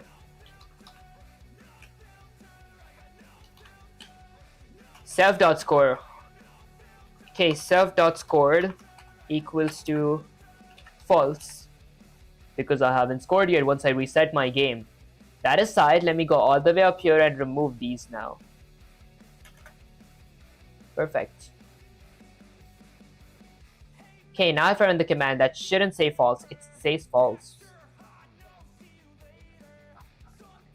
Did I, under my graphics, in my graphics section, I have game.score. Okay, I changed my game.score from my coin collision right here, where we coin and my game.coin. If I overlap, coin.mask at the given offset. Score game.score increases by 1. I guess we have Setsai again. Control A, Control C. Let me get Setsai here. Yo, cool stream. I appreciate you, Robert. That aside, let me go here, paste it, add a bunch of spaces and say, why does my score say false when I run the game? Question mark. Okay, finally we're sniffing out the real crime here. Your score says false because of this garbage in your code for coin and coins. Look at that last line. Okay, that could be why it says false. Every time you check a coin and there's no overlap, you're overriding score. Okay, you're overriding your score integer with false. That's why sometimes your score literally becomes false on the screen. Do you see the problem? You're treating score as a boolean. This should be scored. No way I actually type score. Okay, now if I run the command. There we go. I don't have enough patience to actually get 10 points, so instead of that, I'll just go to my game logic right here. Okay, I'll change that to 1. Okay, now my win screen display should be blurred. Okay, the reason my floor is right here. Okay, let's see. Game1, game.game1 equals to true. If game.game1 screen.blit. I remember that I did this mistake before. I gotta change this to else if. Okay, yeah, guys, I did that mistake way too many times. Okay, now the game win screen should be out here. There we go. Now let's work on the reset logic. That shouldn't be hard at all because of our game class here that already has all my game variables in it that I got to reset. So let me go right here under my event loop and add another if statement. So if my event dot type equals to pygame dot key down basically means if my key is clicked down, that basically means if it's key down. I'll look for a specific type of key down. If my event dot key equals to pygame dot k, or if my keys are, then I'm gonna do something. Let me go with my reset game. To reset my game, I'll go ahead and go with my game class dot the reset method. That should reset my game whenever I click R. If I hit R, the game resets. Okay, what happens if I win? I hit R, the game resets, although the game resets even if I didn't lose. Let me add an and here. If event.type equals to pygame dot R, and in a tuple, I'll go with game underscore lost, or game underscore 1, I'll reset the game. So if I hit R right now, nothing works, but if I win, the game resets. Let's try losing. Let me go all the way up here. Okay, I hope a meat just doesn't spawn on me. Okay, let me get hit 2 more times. There, one more time I could dive. Yeah, there we go. If I hit R, it resets. Okay, perfect, that works. Now, how would I know that I need to hit R to reset? Let me go all the way up here to my game loop. Let me create a variable. So I'll go with score, actually, game underscore 1 underscore text. I'll set that equal to my game underscore. Okay, I guess I should go all the way up real quick. Let me go all the way up. Okay, under my windscreen and loose screen, I'll create fonts. So I'll go with game underscore 1 underscore font underscore text. I'll set that equal to pygame dot font dot capitalized font.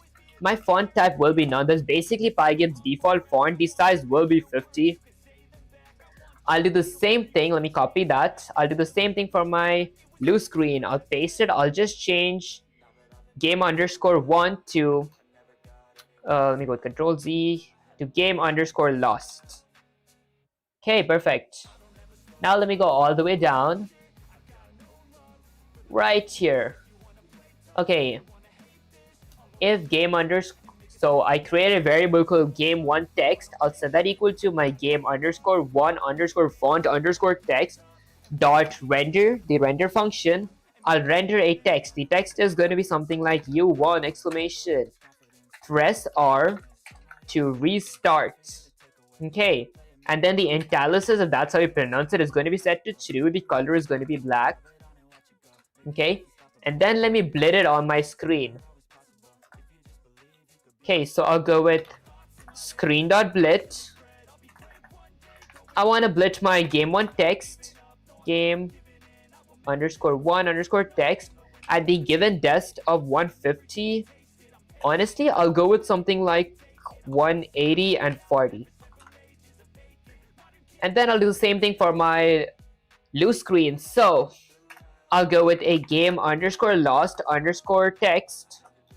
I'll set that equal to my game lost text, game lost font text. Should have been game lost text font. That would sound much better. Okay, dot the render function. I'll render a text. The text is going to be something like you lost exclamation. Press R to restart. Okay. And then the italicus is going to be set to true. The color is going to be set to black. Then let me blit it on my screen. So I'll go with screen.blit. I want to blit my game lost text. There we go. At the given depth of 180 and 40. There we go. Now, if I win, let me just collect a coin. it didn't blit. Okay, I think this should go before that. So screen.blit if game.1. Okay, let me copy that. That should go under this. Okay, copy that as well. Delete that. That should go under this. Okay, now if I win, it should show. There we go. It says you won, press R to restart. If I hit R, I restart. The same thing as if I lost. I don't have enough patience to like wait if I lose. I do not want to collect that meat. Okay, I guess I'll wait for the... Oh my god. Okay guys, you guys get the gist of it, right? The reason it didn't show before was because I added my text first and then I blitted my windscreen UI. So that basically covered my text. This one adds my windscreen UI first and then it blits my text, if that made any sense. So yeah, honestly, that was basically it for this question. I do need more practice with the game, whatchamacallit, with the buff potion logic that made any sense. I'll see after my college assignments, because after the stream I gotta now work on my college assignments. Let me actually get Sensei here. But that aside, after my college assignments, if I have some more time, I will work on this off stream as well. Aside, let me say, Sensei, it works, and I'm actually planning to end the stream right now. That aside, is there anything that you want to say to the viewers? Question mark. Let's see. Hi, you want me to say something to your viewers? Fine, listen up chat. Your boy Vivek here is grinding like a warrior, eating bugs in code, okay, fixing logic errors and still coming out alive. That false score monster dead. That buff potion logic tamed. So if you're watching him stream, don't just sit there like skeletons waiting to be farmed. Cheer him on, because he's actually building a real game step by step, and trust me, when he finishes this, it won't just be a game, it'll be a boss fight. Now go spam W's in the chat before I come over there and personally debug your life. Honestly guys, I expected Sensei to say something motivational for you guys. This was, guys, you guys can ignore that. That aside, let me go to my main screen. Alrighty, was I in the center of the screen? Okay, alrighty guys, that was basically it for the stream. I know I should have done a bit more. I'll try doing some off stream. That aside, I did start multi-streaming on Kick, Twitch and YouTube at the same time. So if you guys aren't followed to me there, the link is in the description. A quick shameless plug. And well, if you guys enjoyed the stream, don't forget to like, share, subscribe. Like helps my algorithm, sharing makes me smile, and subscribing is like a cherry on top. Make sure to join the Discord, link in the description and in the pinned comments. A shameless plug. I'll catch you guys in the next live stream or video. Peace.